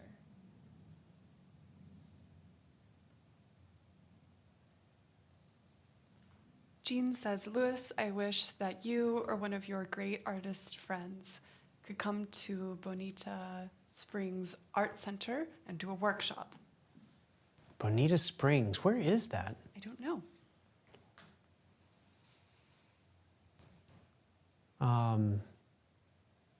Well, sounds like fun. Maybe we should plan one. I would be down. I love going to new places.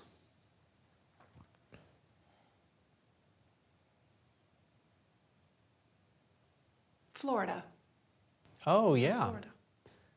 Well, I have been talking to one of my dear friends, Kathy, about doing a workshop down in Orlando. How close is Orlando to Bonita Springs, I wonder?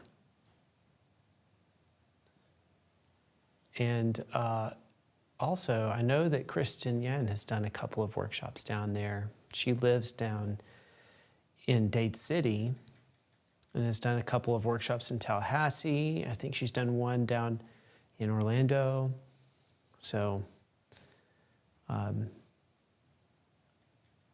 make it an East Oaks field trip.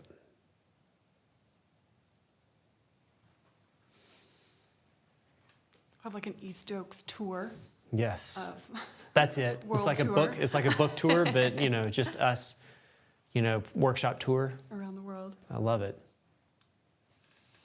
I'd be game. I am totally down for that idea. Oh, Mary Chin.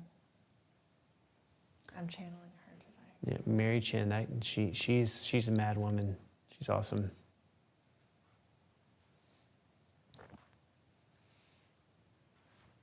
Yet again, you and I were together when we were watching Mary Chin and Oh. Jeff Hine on that day. So great.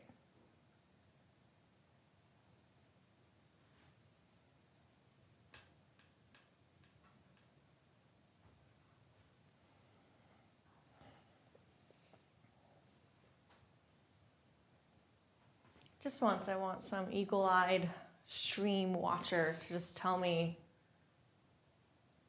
oh, Chelsea, you missed a spot. Yeah, you got to do that right over there. Yeah. That should be your next spot to go. The most simple solution to this drawing error is that you just need to shift this one shape.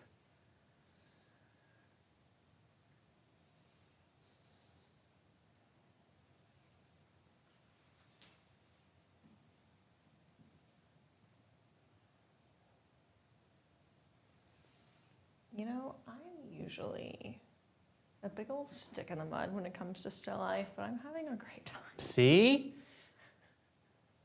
Look, heard it here, ladies and gentlemen, we're having fun. Even Chelsea is having fun. I'm not the first to say it, or maybe I was the first to say it, but she's the second to say it.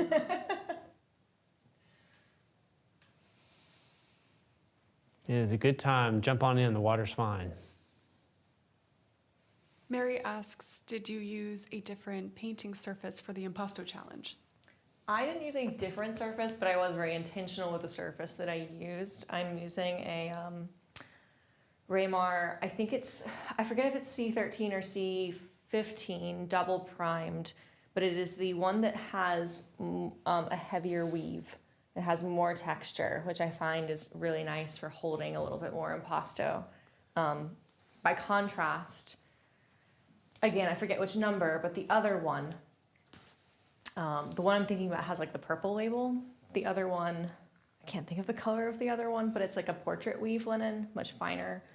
But the other panel that I have that I did not use today is an L64C panel that is incredibly smooth and would not be ideal for this today.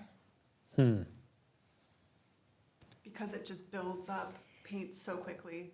Yeah, It's I think it's a slicker surface. It's really nice for holding a lot of fine detail, and so much of what I'm doing is so coarse. It really makes sense to have more tooth, and that tooth is going to get covered up inevitably.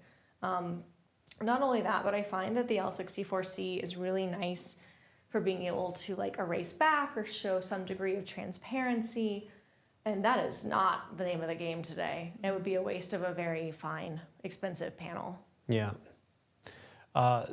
13 is typically what I've painted portraits on, so I'm assuming that is 15 is the one that I must be using then. Yeah. Thank you.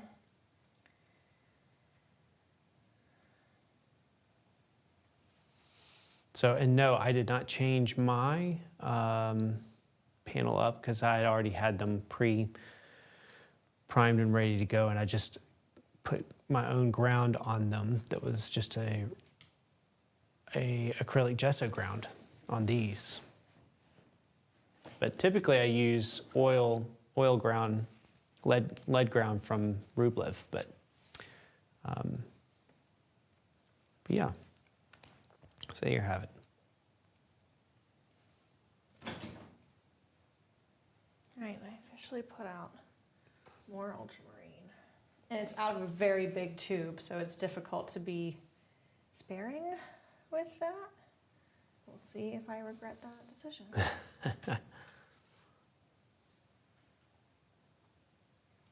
Man, this is a Scott Burdick kind of brush right here. It is. She is stiff. She is like a palette knife.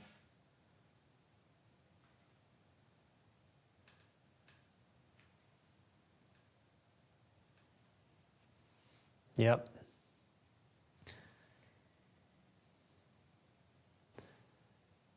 As funny, I should have busted out some of my old brushes, you know. It's funny, I keep them for just such an occasion, and I did not bust them out for Where this. are they?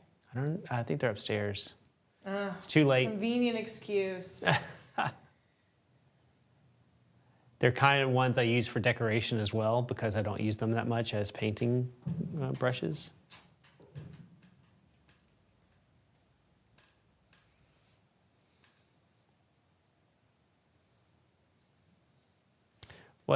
I wonder what the time is. Okay, it's 3:46, so we're kind of halfway through.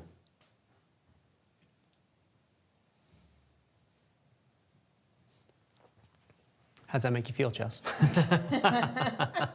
I'm feeling great. Like, Good. What makes Hey, you you're ask? much further along than I am. I'm just like sitting here messing around. I should actually go in and get at least everything covered, and then come back through. But See, sometimes I have that thought, and that's typically the way that I think. I really want to be able to kind of step back and take everything in, and you need coverage on the canvas to do that effectively.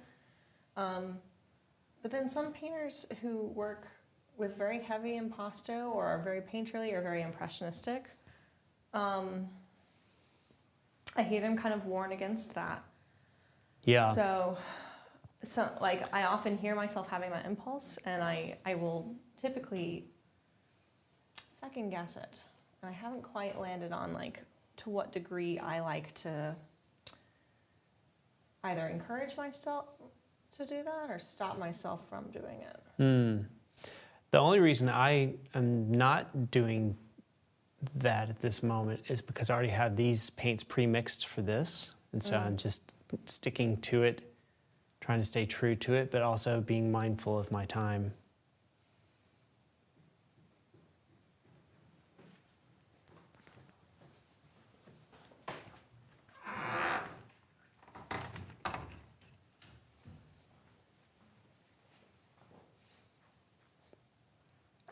We have a suggestion here, Chelsea. Okay, great.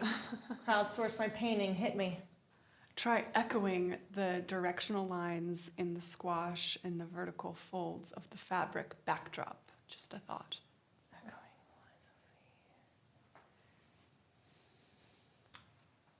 I'm trying to process what that might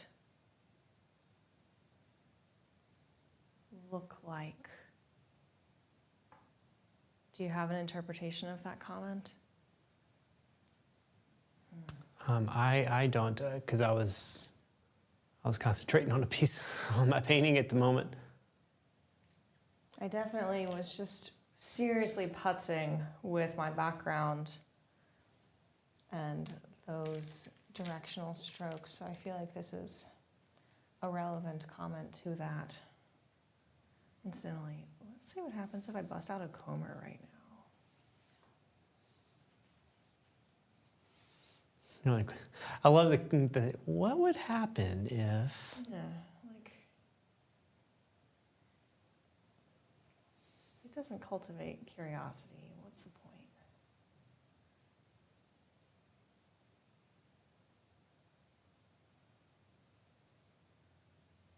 Esteban says hello. Hello, Esteban. Hello. Thanks for joining us.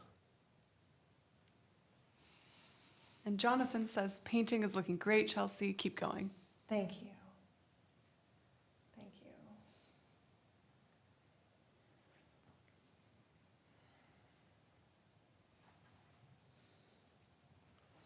Now that both of you have a decent amount of paint on the canvas, are there any challenges you're facing at this moment? Things that you're fighting? Probably the amount of paint on the canvas. And conversely, is there anything where like, oh, I like how this is going because you have paint on the canvas? I'm really enjoying just playing with the paint working into itself and thinking a little bit less about the drawing and more about just the color harmony that's being created. Now, that's probably a problem that I'm going to have to solve sooner rather than later, but for the time being,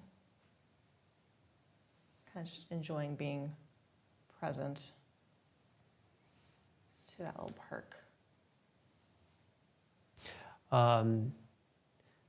Challenges are just making sure that I'm paying attention to my time, because I have a tendency to want to stay in areas for a very long time and then all of a sudden realize I only have a few minutes left. But things that I'm really enjoying is the same thing as Chelsea, kind of like exactly kind of not worrying about the drawing, but kind of pushing things around a little bit and letting the paint that I already have down influence the paint that I'm about to put down. So, but I do think I'm going to carve out another section of my palette. No pumpkin, pun intended. Oh, yes. I'm surprised we hadn't made a smashing pumpkin joke too, considering that that's exactly what we did with this pumpkin. I made it immediately Oh, did you? when we smashed it outside. Nice. Just not on camera. Not on camera. Love it. But I'm going to switch over and start making a pile for this incredible purple of this cabbage.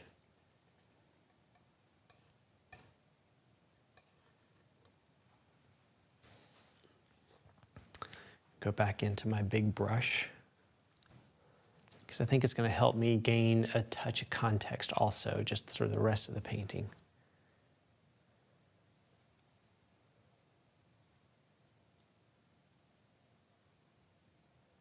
Ooh, isn't that pretty?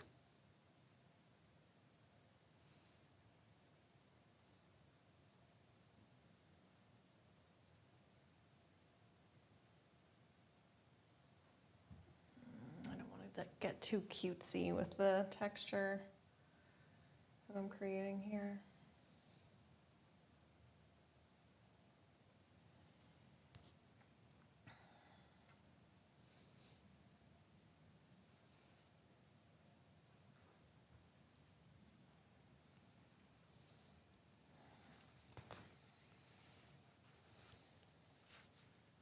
Mary says, Chelsea, your colors are spot on.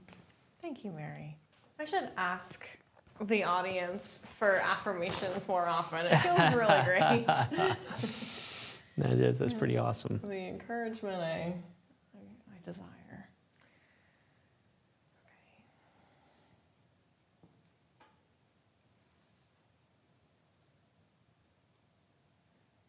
Okay. Oof, that is not the color.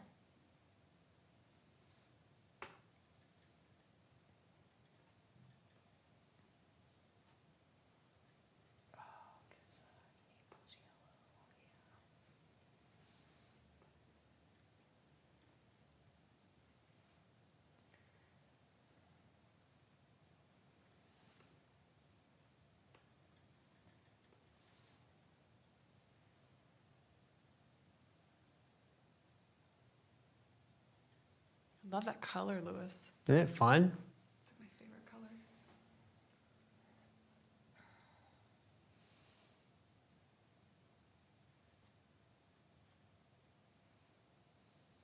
Do you mind lowering your left hand brush? Yeah. Just because. Yeah, it's great. I'm glad you said blurry that. line I always want to know if I'm blocking a camera.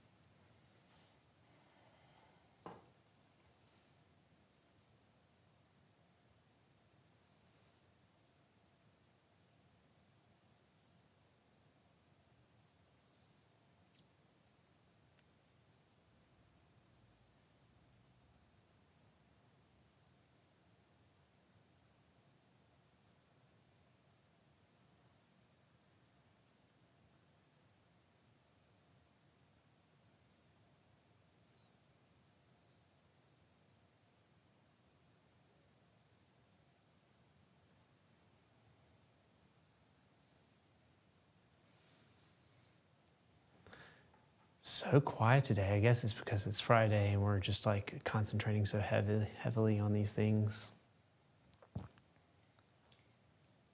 I think you're right. I need to start having like a set of my own jokes on hand. Just, you know. You can develop like a tight 10. Exactly. Yeah, exactly. Tight 10. Yeah. I would not have known what that is unless I had watched Miss Maisel. Until that, I started watching Marvelous Mrs. Maisel, so which was a fabulous show. Really enjoyed that show. Let's see what a really raggedy Master's Choice does here. Incidentally, people ask me all the time what to do with like old spent brushes, and the answer is keep them. Yep. Keep them because they make Keep them. interesting marks. Yeah.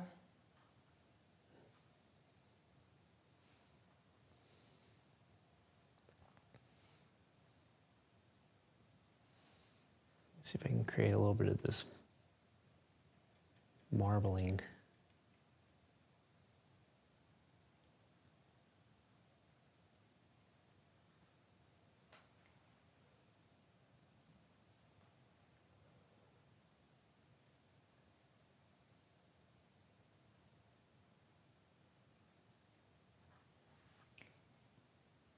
I don't know. There are artists who like do such a nice job with really characterful brushes, and they don't look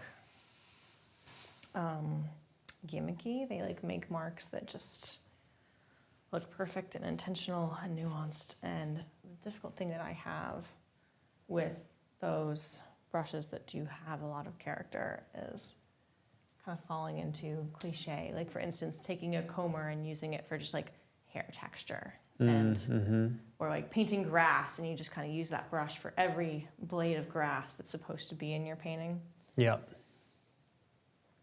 Such an easy trap to fall into.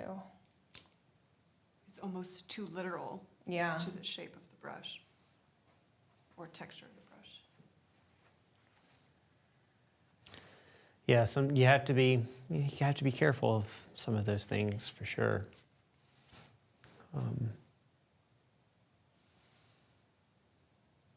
But at the same rate, it's also good to let people know that it's a good place to start, just to like learn how your brushes work and how some things can work really well with it. Like for example, flats and combs working in the hair. Because some people will take a tiny brush and just start painting every hair follicle. Right. So it's good to know how they work and operate, and as long as you know how to use those tools in a dynamic way, it can really help too.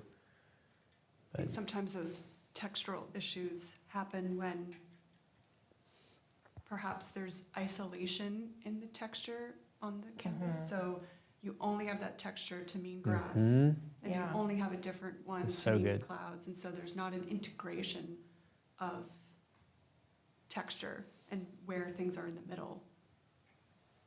That's I great. will be thinking about that throughout the rest of the painting. Thank you for saying that.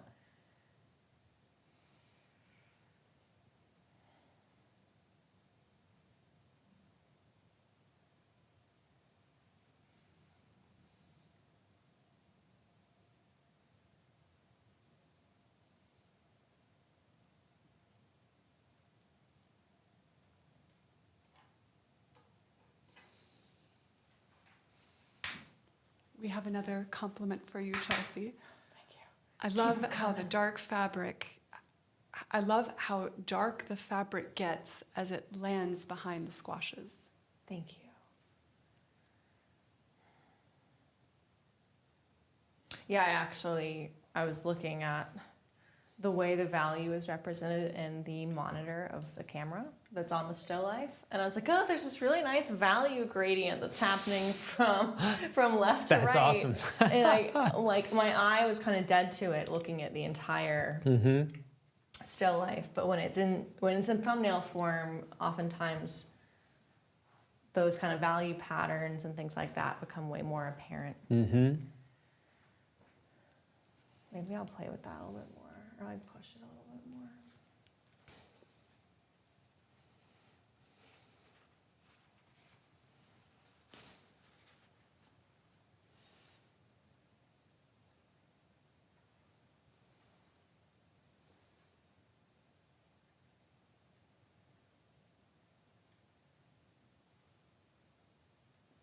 We have 59 minutes left, All right. just so you know.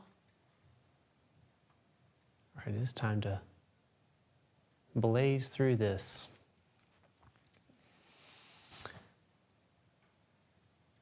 Tonight, my wonderful wife is having like a girls' night with some of her coworkers. So I know what I'll be doing. I'll be down here finishing this painting up.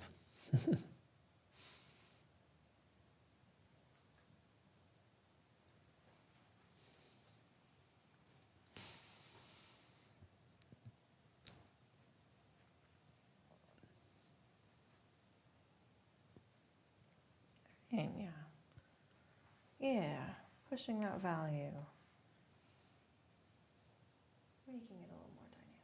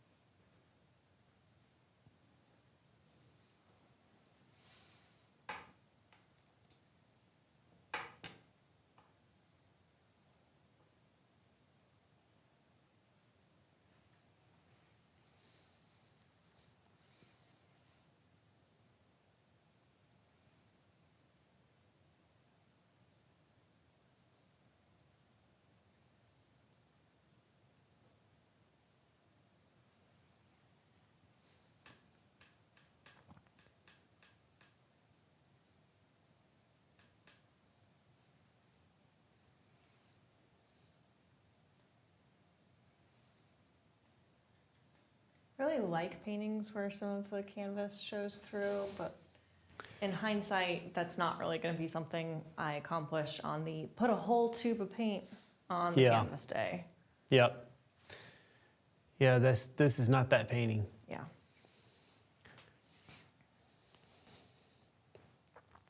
Of course, when I see like Lip King, he can be super chunky and still make that happen. But that's not me, and that's not today. Yeah, yeah. Certainly not today.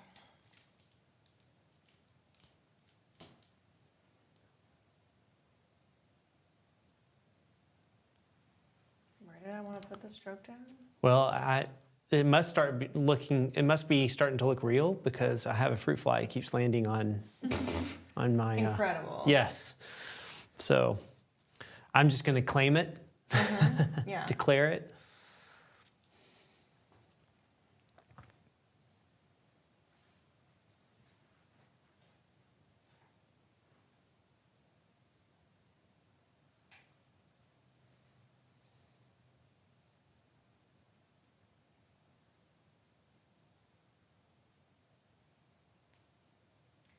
Still don't know what I grabbed this color for. Oh, that value wasn't dark enough. That's the problem.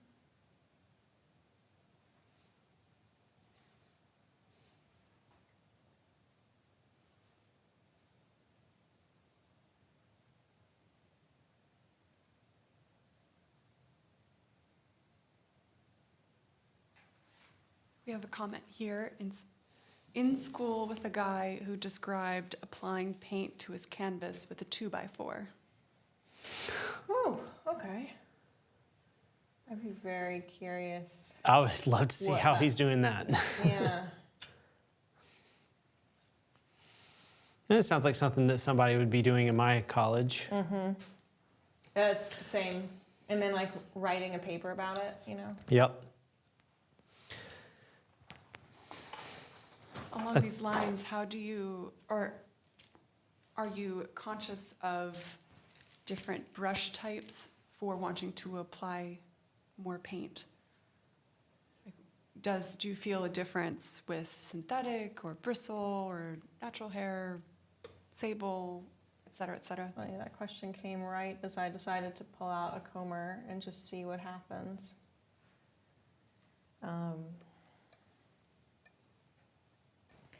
I find that a stiffer brush, a bristle brush, is often really intuitive for something like impasto. I think it's the thing that we often reach for because it can wield a lot of paint. It can hold a lot of paint quite naturally. I think it's less intuitive oftentimes for folks to have the same thing happen with a really flimsy brush, something like a comber, for instance. But, you know, I'm probably going to use both toward the end of the painting here. And I'm honestly kind of treating it experimentally. Just seeing what the brush wants to produce. And if it doesn't make the mark I want, then I'll just switch back to the other type.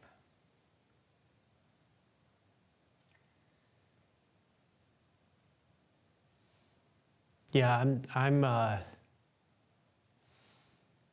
to a degree, just like kind of similar, just shooting, in a way, shooting from the hip with different brushes to see if I can get the paint down that I need to get down.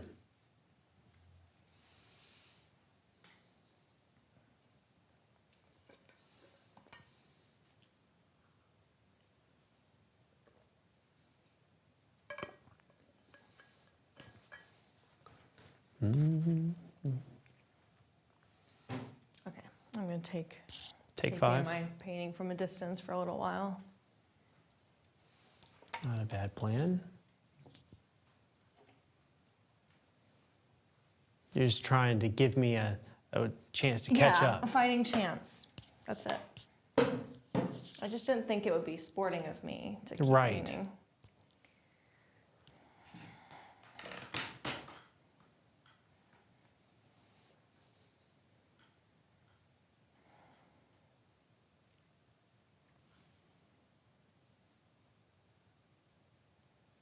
I feel like this is actually typically kind of a stage of a still life where I feel a little directionless. And I think to keep pushing through on a painting like this one, I would probably like take a picture of the painting and look at it in picture form. Hold that up to the reference. Start to see where careless choices as far as my drawing or as far as texture, places where maybe I don't quite have the value dialed in or the chroma's too high. And try and figure out like, what am I seeing over and over that I'm doing in these still life pieces that gets me to this place where I'm like, I'm just not sure what I can do in the next hour that's going to make me satisfied with it. And I think that's such a tricky place to be, kind of this place of the bar that you set for yourself being satisfaction with the painting, because that's a really, really fickle measure of success. Yeah. I would much rather be able to very clearly say, okay, I wasn't as intentional with the drawing as I could have been, or I've built up a little bit too much impasto here, and it has meant that I've lost some of the value structure. Either way, I need to figure out at least part of the answer to this question before I step back up to the canvas.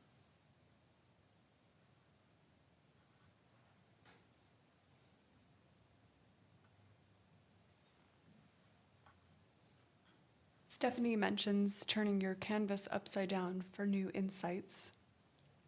Yeah, Have you done that before? I have. You know, in working from life, that means that I need a mirror of some sort to turn the reference upside down as well. That could be pretty illuminating, but typically, you know, my go-to mirror on the road would be my phone, which is a camera right now, actually. It's my palette camera.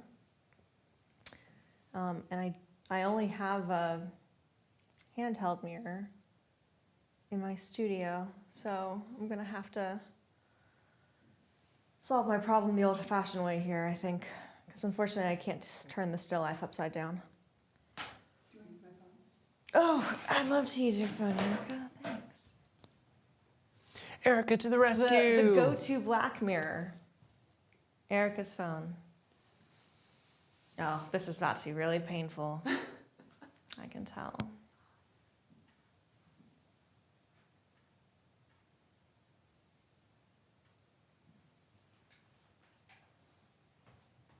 Okay, this isn't as offensive as I thought it would be. That's nice. Yeah. Right?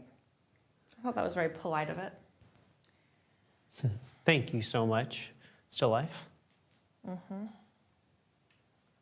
Jonathan says, Lewis, you mentioned something earlier in the week about how the eye works when doing a thumbnail or color study versus working on larger work.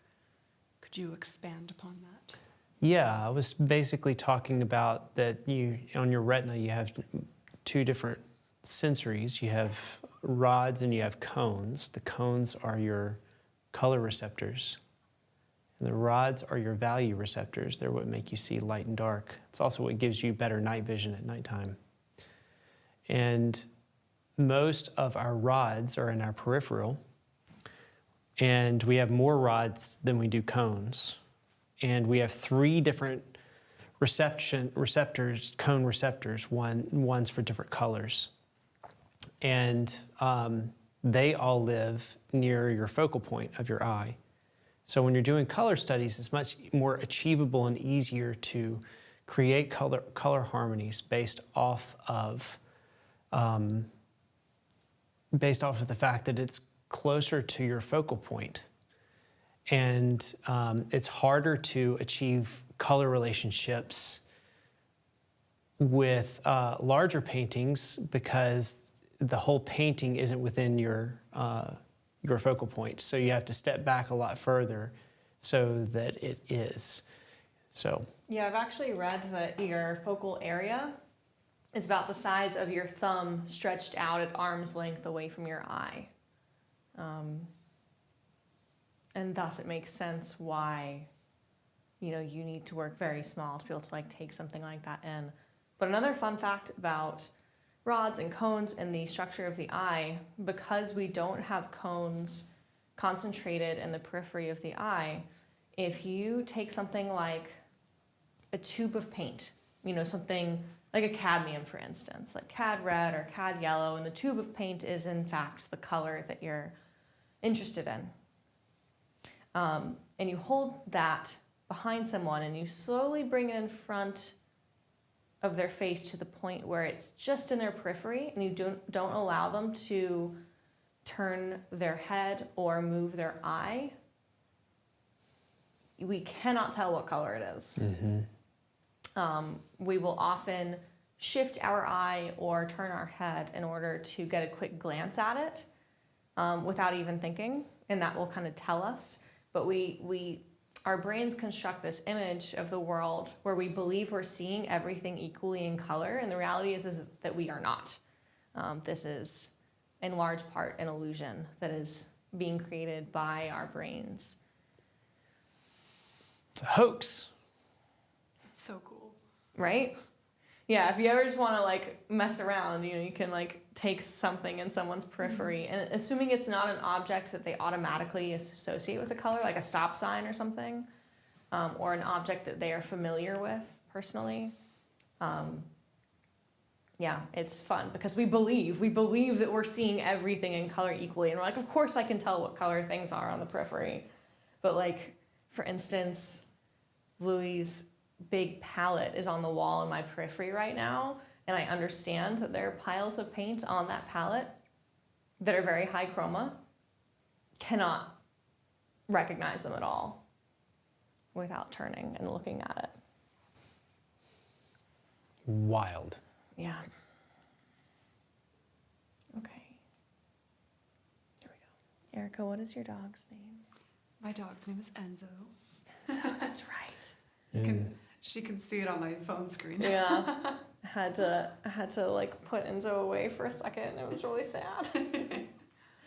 I'll bombard you with Enzo photos later. Excellent.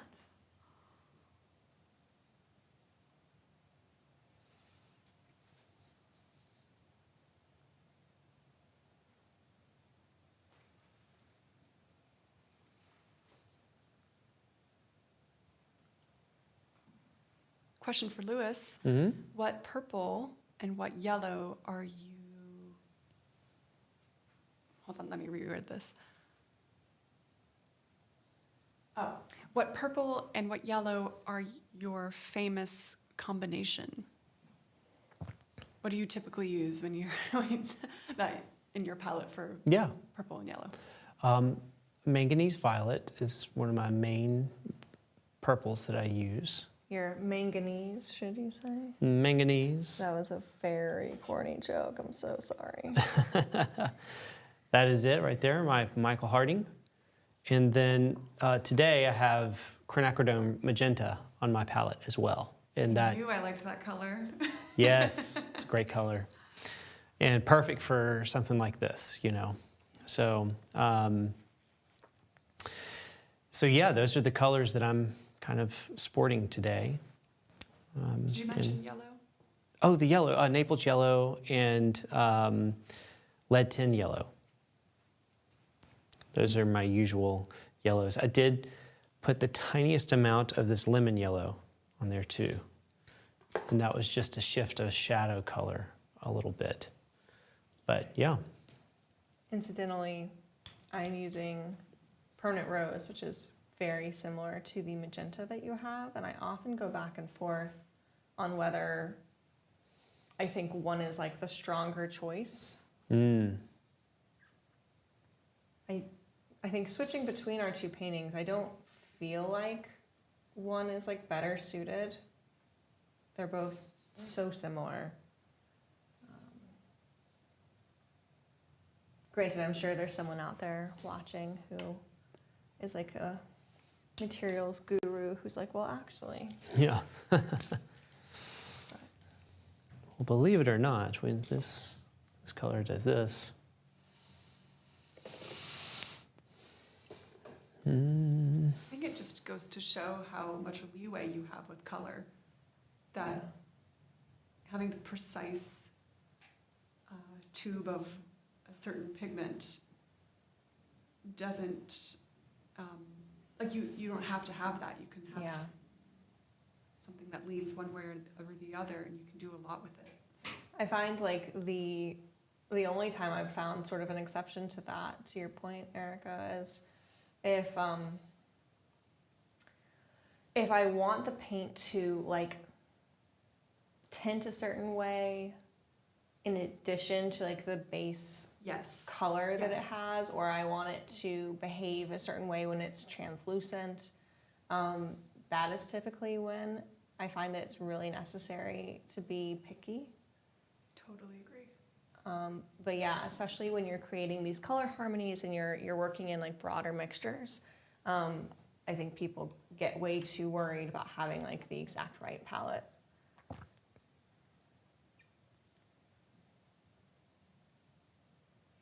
Yep. Incidentally, I have a tube of like actual manganese blue for that reason, like a big one. It just stays locked up in my studio.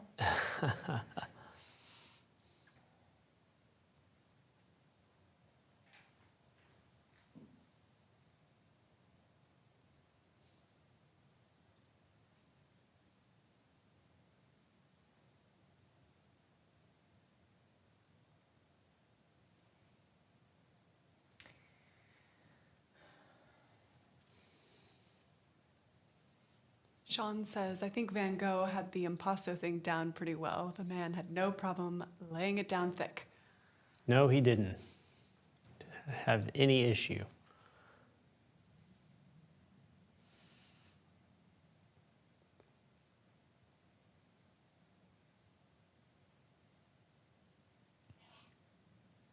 I love the clarity of the brushstroke that can happen when you have thick paint.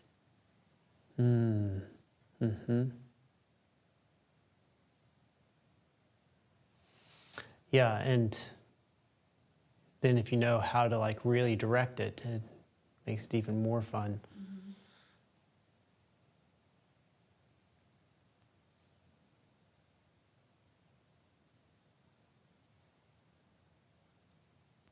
Scott would be like miles ahead of us right now. Yeah. No, he'd have like a full centimeter layer of paint on Yep. there, and it would look gorgeous. Yep.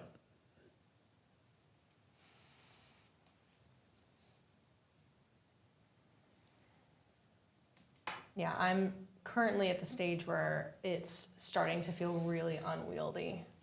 Oh yeah? Yeah. Well, currently I'm at the stage of I have lots of piles of paint that need to get on this thing. Oh, okay. So you're pre-unwieldy.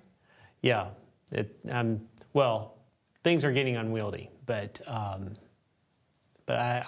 noticing I still have a long way to go before all the paint is on the panel. Man, I hate getting to the end of the painting and having a drawing problem. We're at 4:23, by the way. All right, basically 30 minutes left. This is where I panic.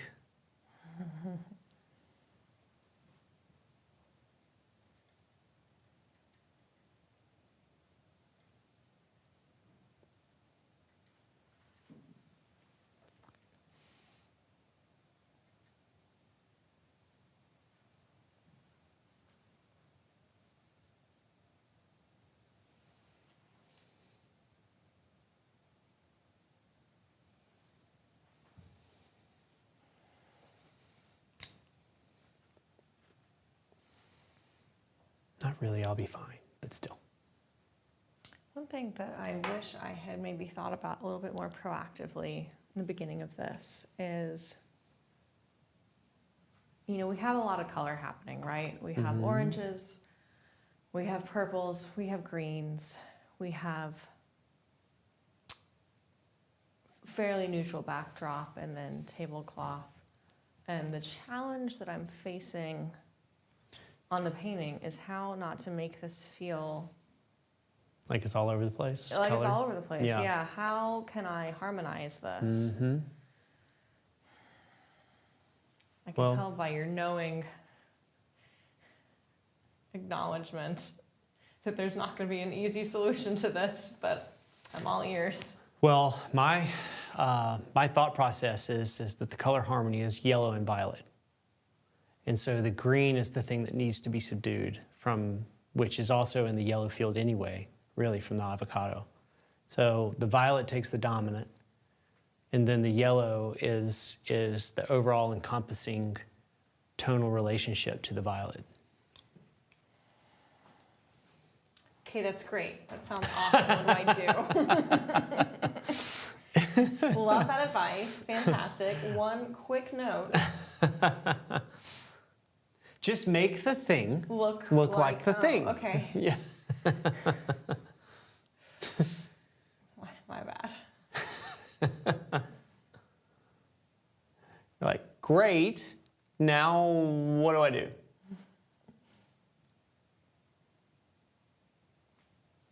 Like that edge relationship is just. Matt mentions cold wax medium works great for impasto in case no one mentioned it already. Do either of you have experience with cold wax medium? I do not. I have had this question quite a few times from students, and I always have to admit my own inexperienced when it comes to this one. Louie, do you? I don't have any experience on this, but I do know that Georgia Hanlon talks often about how wax in your medium, or cold wax as a medium, and wax in general, it has shown that it can take the test of time. Oh, So that's good to know. it's the longevity of it is good. I mean, as long as it doesn't get too hot. I was But- afraid you were going to say the opposite, but no, that's But yeah, I mean, he of course sells a whole line of wax products. But I've never had the opportunity or even thought to try it. So maybe I should look into it.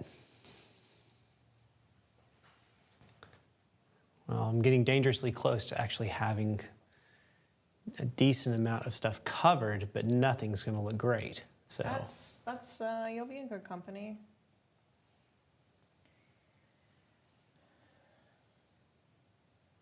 And besides, you'll stay here and you'll keep working on this while I go home and forget to even wipe down my panel, which seems, a little unfair, frankly.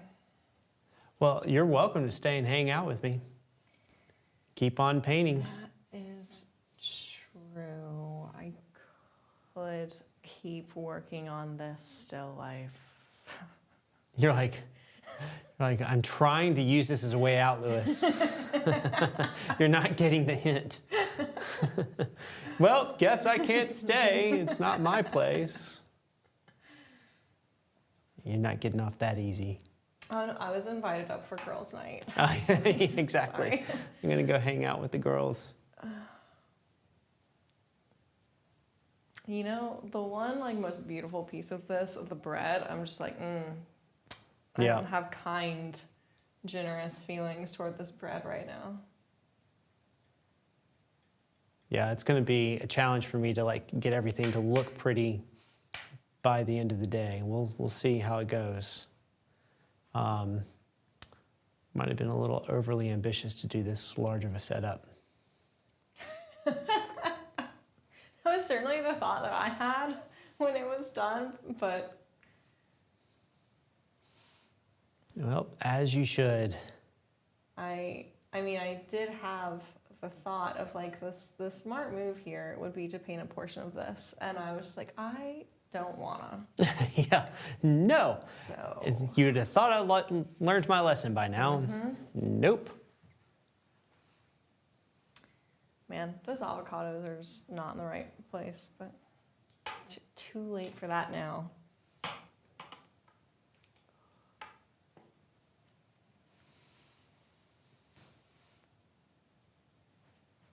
Yeah.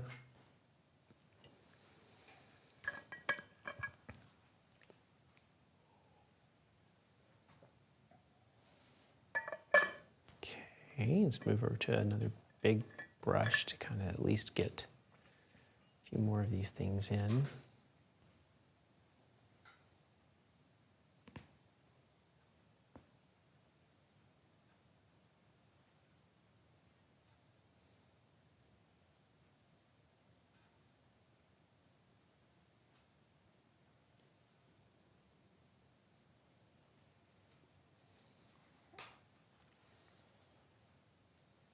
So this is the end of the second week of, no. Yeah, second or third. Third week Woo! time. End of the third week of East Oaktober. Are there any challenges so far that you'd want to do again? Oh, that was fun, I want to do this again. I actually think I'd want to do this one again, but ones I've done in the past that I have enjoyed. Really enjoyed doing Big Brush Day. That was a lot of fun. I enjoyed the Imagining Color Day.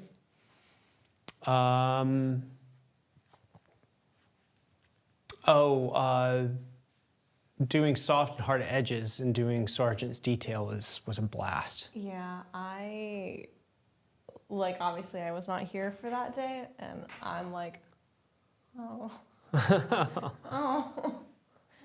I think that would have been my favorite. That was a fun day. Really enjoyed it.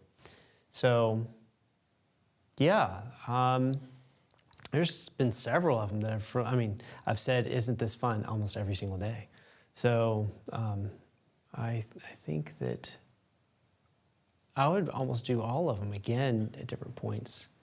It seems to, which is interesting to me, which I love, is that it seems that the thumbnail day was one that everyone really enjoyed, which is fun to see.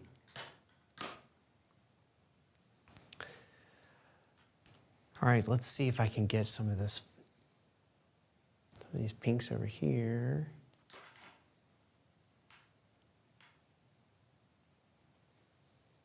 Okay, I'm starting to see what you mean about the avocado.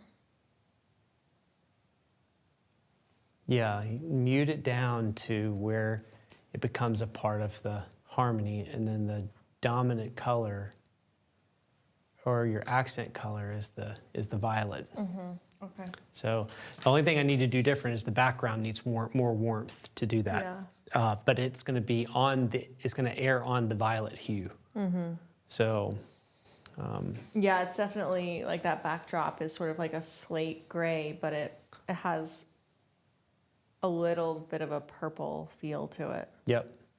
So, and then the white you would make on the yellow side. Oh, okay. Maybe I can just do that really slowly. Just a warm over white. the course of 27 minutes. Yeah. That'll take me to the finish. There you go. I need to put out more white, seriously? I'm about to use all my white That's to do the... The last thing I wanted. Let's put out more.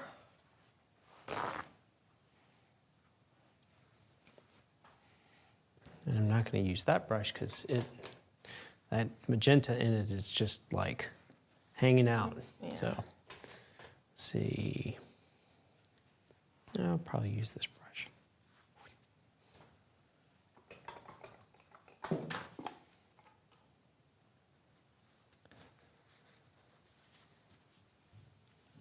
We have a clarification question here. Mm-hmm. Didn't George O'Hanlon say wax is okay in a medium in certain amounts, but varnish isn't? Kind of downplaying, Merger's medium from Old Masters as there uses varnish in it? I think perhaps if you can expand upon wax and varnish in mediums, if you have experience with using varnish in a medium. I mean, I'm pretty certain the varnish that comes to mind for most people would be Damar, which I don't know if you all have a different relationship with it, but my understanding is there's not really a good reason to put Damar into your paint film anymore at all. We have synthetic alternatives that are more conservator friendly, that are UV stable, that aren't going to yellow over time, so your painting won't change over time. So yeah, to the best of my knowledge, I don't know of any mediums that you would intentionally build in, or excuse me, any varnish that you would intentionally build into your medium. But I'm curious if perhaps I'm missing some information, or you all have different information than I do. No. Well, Damar, we're talking about wax in a varnish, right? I think the question has more to do with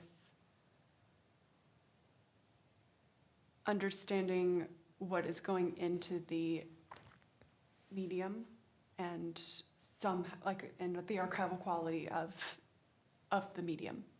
So we mentioned earlier wax is okay in certain Right. amounts, perhaps varnish is not. Well, I'm now that I'm thinking about it, when George O'Hanlon talks about it, it's often as wax as a medium, not in oil, as an oil paint medium. Does that make sense? Like it's its own. It's like oil paint, but it's wax instead that you're using as the binder? vehicle. Yeah, as the vehicle Oh, the for vehicle. Okay. for the pigment. But as far as it being for oil itself, and yeah, you can use wax in varnishes, but I don't know what he says on that, and I haven't done enough research to know. So that's just a good question to have clarified from him, you know.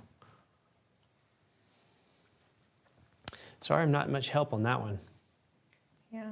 The comment says, Old Masters has a medium called, I don't know how to pronounce this, Marriage? I don't know. And I feel George mentioned it causes his medium, sorry, I'm trying to reread this. Mm-hmm. Mentioned it because his medium doesn't contain varnish, and instead it has wax in it, so replacing the varnish with wax in the component of his medium. Well, their website has a lot of detailed information about what's in it and how archival it is and what it should be used with. So Natural Pigments is a great resource for that kind of information. Yeah.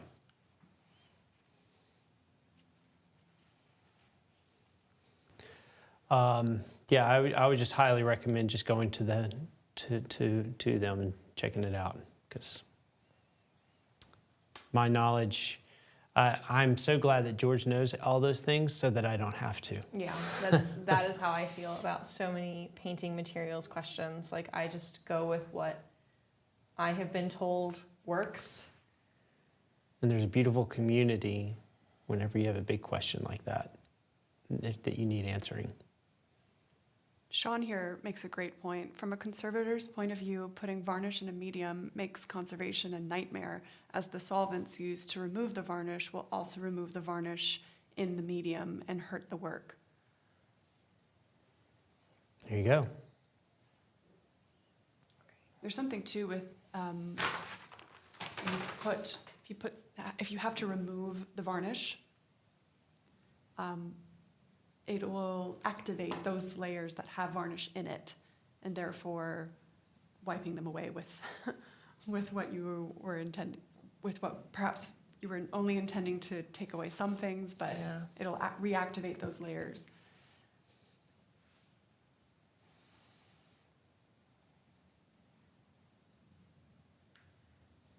Julie says, have to go. Thanks for another great week of challenges. I've enjoyed them all, but especially taming the primaries Oh, and awesome. unusual color combo days. We'll definitely try those again.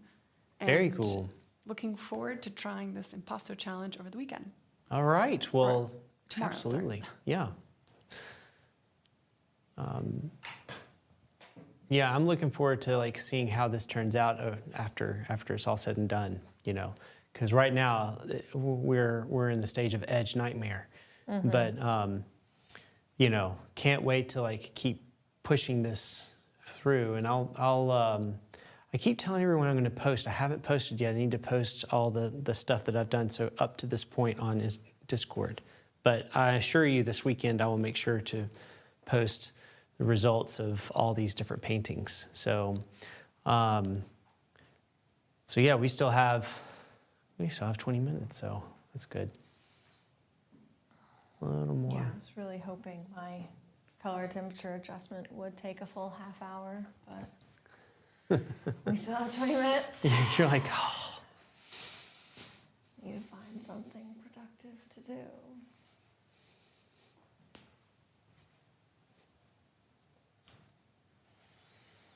You can sing us a song. Oh, no one would like that. Would you like all of your viewers to leave? Because I could make that happen.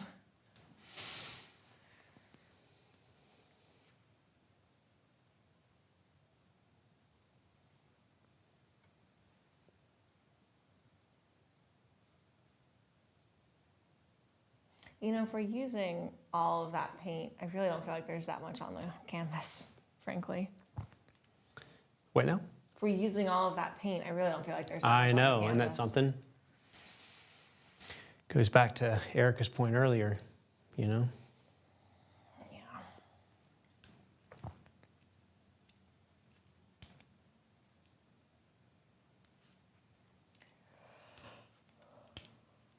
Right, let's see. What to tackle first? Erica, I want to know what strategy was employed to get such a perfect clean break on that pumpkin. I was curious about that myself because Tina smashed it and it just split perfectly. Yeah, did in she half. literally just throw it to the ground? She and it sure just, did. Wow. Incredible. Good for her. Thing of beauty. I was afraid that this was going to result in like a weird, mushy, like just we would get a bunch of innards and we'd have to put innards on the table.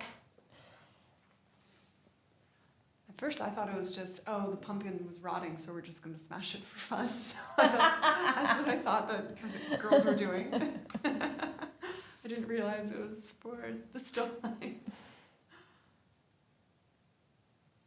I feel like there's just a lot that could be done with form and edges, and Oh man, I still haven't put glasses on, and so I feel like I should be able to more intuitively sense what would be good to do right now, and I don't know, man. you're like, I got nothing. But Well, I've definitely gotten almost all of my black out. I still have a little bit of permanent rose and a little bit of that second dollop of ultramarine that I put out and some titanium. Everything else has been pretty thoroughly consumed. All right. I need to add some more white in here. I have some titanium. Oh, I mean, I've got plenty of white. Oh, I see, got to see. get it on Got it. onto the painting. Well, your background looks like the value from my angle could potentially come up. Yeah, and I need to put some more down on the tablecloth too. It's interesting when I was starting to take that color, or goodness gracious, as I was trying to take the I've been doing that all tablecloth day. closer to yellow. At first it looked really, really disjointed, and now it literally just looks like that's the color it's been the whole time. Yep. It's just funny how what seems like a really dramatic adjustment in the moment dissipates in intensity. Yep. Your eye like adjusts and goes, oh, that's the color. That's what it's supposed to be.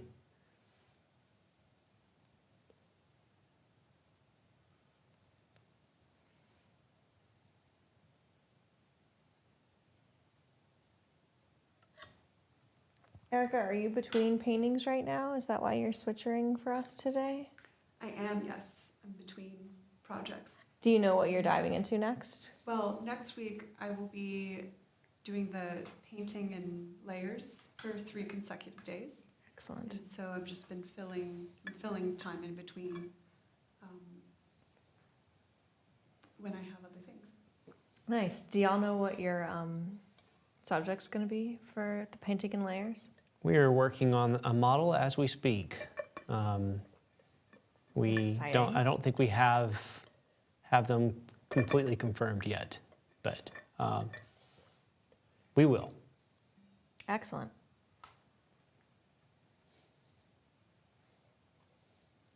Yeah, I'm looking forward to doing it. I think that because it's over 3 days and you're doing it in layers, there are actually a lot of things that this challenge has brought to light, whether it's about different color usage or texture, brush uses, or different brushes to use. I think it can really come into culmination at the end, so I'm excited to be a part of it. Nice. Yeah, I'm actually excited about like working on the same painting multiple days. That part's gonna be a lot of fun. It's also closer to, I think, how both of us work, Yeah, where a lot of the content that we've had on painting from life for us has been a la prima or Mhm. studies. mm-hmm. And so it'll be fun to show a different side. Absolutely.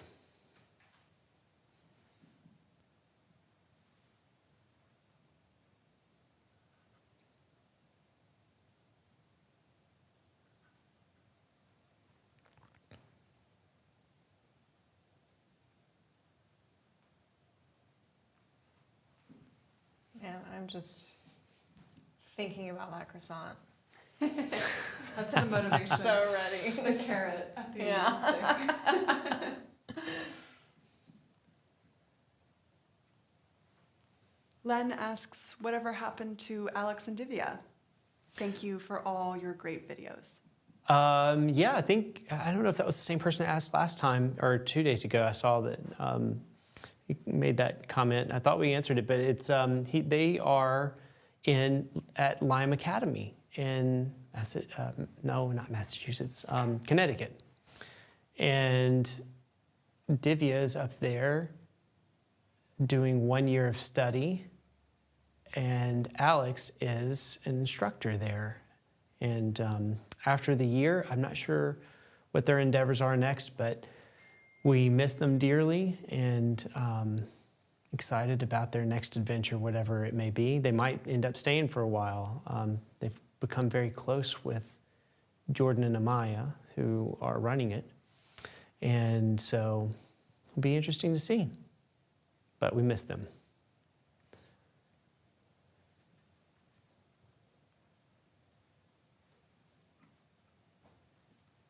It's always good to have them around when they can be. But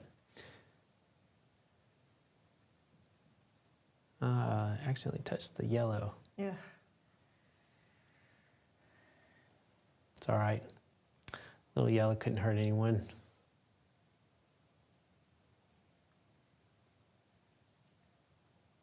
How is it working into the thick paint that you put in now that you're at this stage? I'm having fun with it. I feel like I'm, in a way, finger painting, you know, but I really like it. Feel like it gives me an opportunity to do more painterly marks and to play with that more than I usually do. I wonder if your sergeant study was a good warm-up for this, or conversely, if you would approach the sergeant differently. No, I think that I approached the sergeant, aside from maybe like painting and then like scraping and with a ghost image and then repainting into it. I felt like I really enjoyed the approach I have, and I felt like it lent itself to a similar effect that he got. And I did paint pretty heavy, but I started off much more thin, and I started with a dry brush, which is different than I usually start.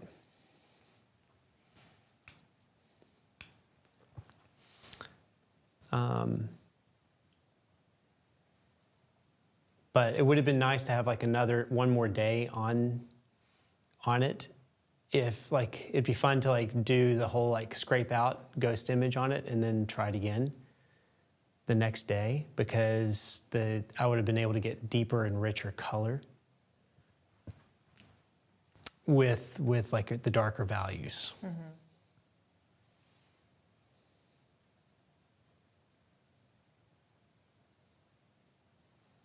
I think what I'm going to do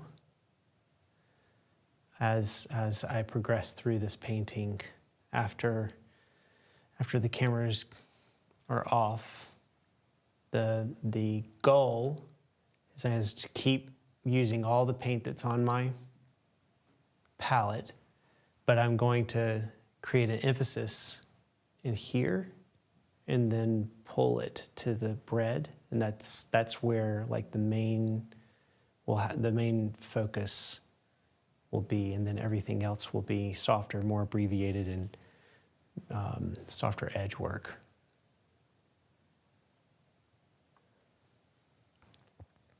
I'm very happy for you. Invitation still stands. I'm actually so hungry. I'm so excited to have a meal.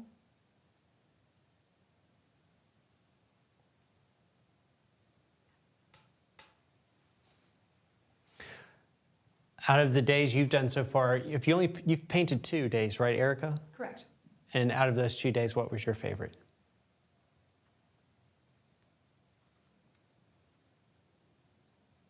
I'm actually trying to remember what I did the first time. Oh, grisaille. Oh, that was fun. So I really liked doing that limited, the grisaille palette. I really enjoyed that. There's something super cool that happens when you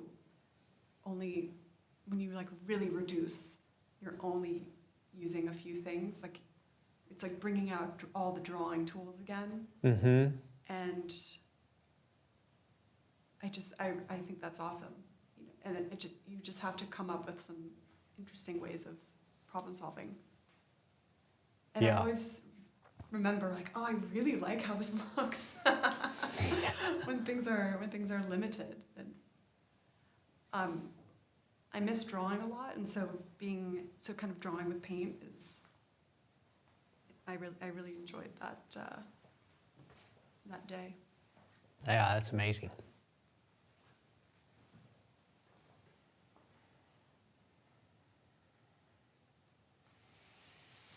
That being said, I did enjoy blocking in with a paper towel on soft edge day. That was fun. Yeah. Well, both of those were amazing, and you did a great job on both of them.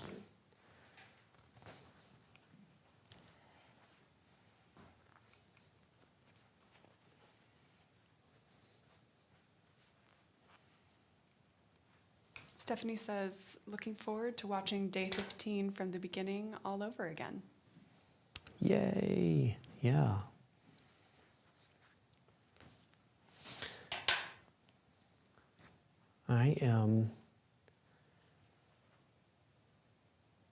It'll be interesting to see which one, like going back and looking at all of them, which one was my favorite. Because all been so exciting and so fun that it'd be interesting to find out which one really sings and rings true to me.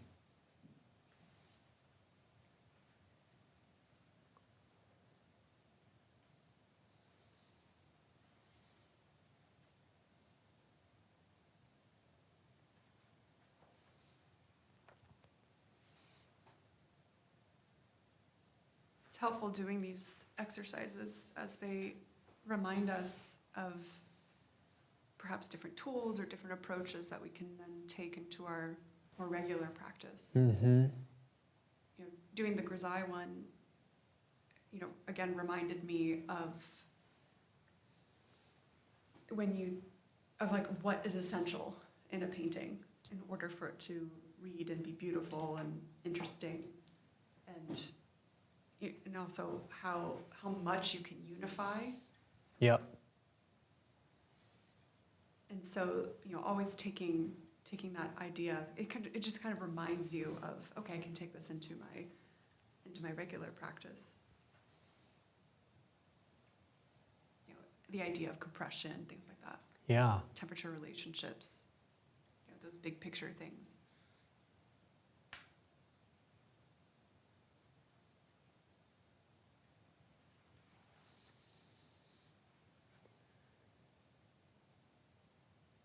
Yeah, it's so easy to be distracted by everything that's in the paintings too, and just trying to do what you were just saying. I can't talk today for some reason. It's Friday. Sometimes when painting, it's like we just get excited about all the interesting things going on in the setup or your ideas. And so, choosing one thing to focus on and not having to include everything, but only including what you think is essential or what you care about, stuff like that. Yeah. I resemble that remark today.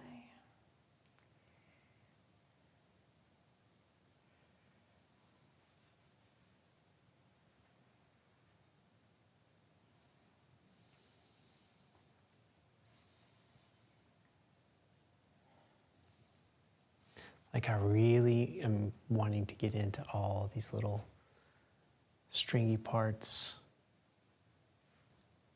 and like really get them to like sing.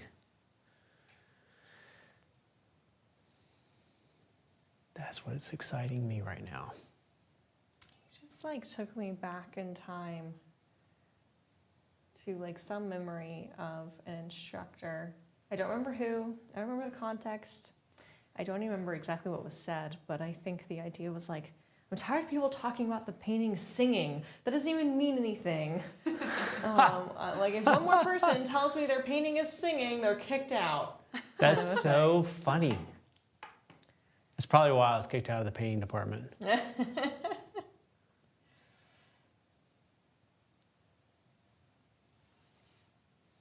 got tired of me saying that the paintings should sing.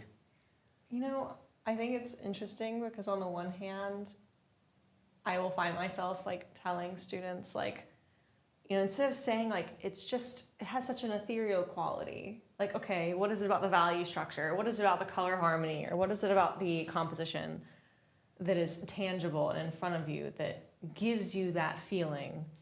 And I think it's worthy to like push people to be able to use different kind of language. Sure. But at the same time, I think somebody kind of like losing their mind over the idea of like the painting singing sort of represents like so much dogma that can happen in the painting world. Yep. And I get it as an instructor, like you said, it's important for people to learn to use their words well in description so that they can better articulate what it is they are trying to convey to someone, or to investigate more heavily of like, it's not that it's pretty and that you just like it and you don't know why. Explain yourself a little bit more. And so I do think that those are important, but then there's also times where it's okay to like say it sings. Yeah, exactly. Like if you understand how to use other language to get that idea across, but you just want to use the shorthand and you're not confusing anyone, great. Yeah.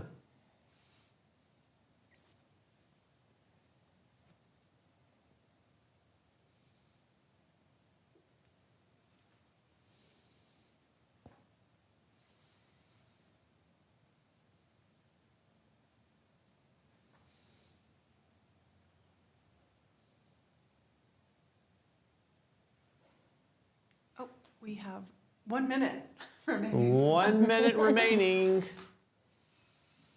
Quick, sign it. Yeah.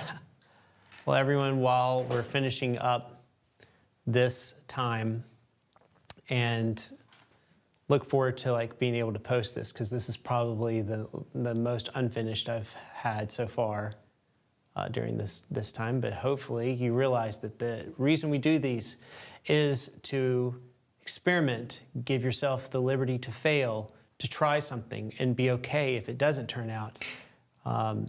And I just want to thank Chelsea again. This is her last day of this challenge, but she is part of our family. So she will always be around, and we'll be doing more live streams with her in the future, as always. And a huge thank you to Erica for having her lovely voice behind the screens and the monitors as she switches and makes things happen.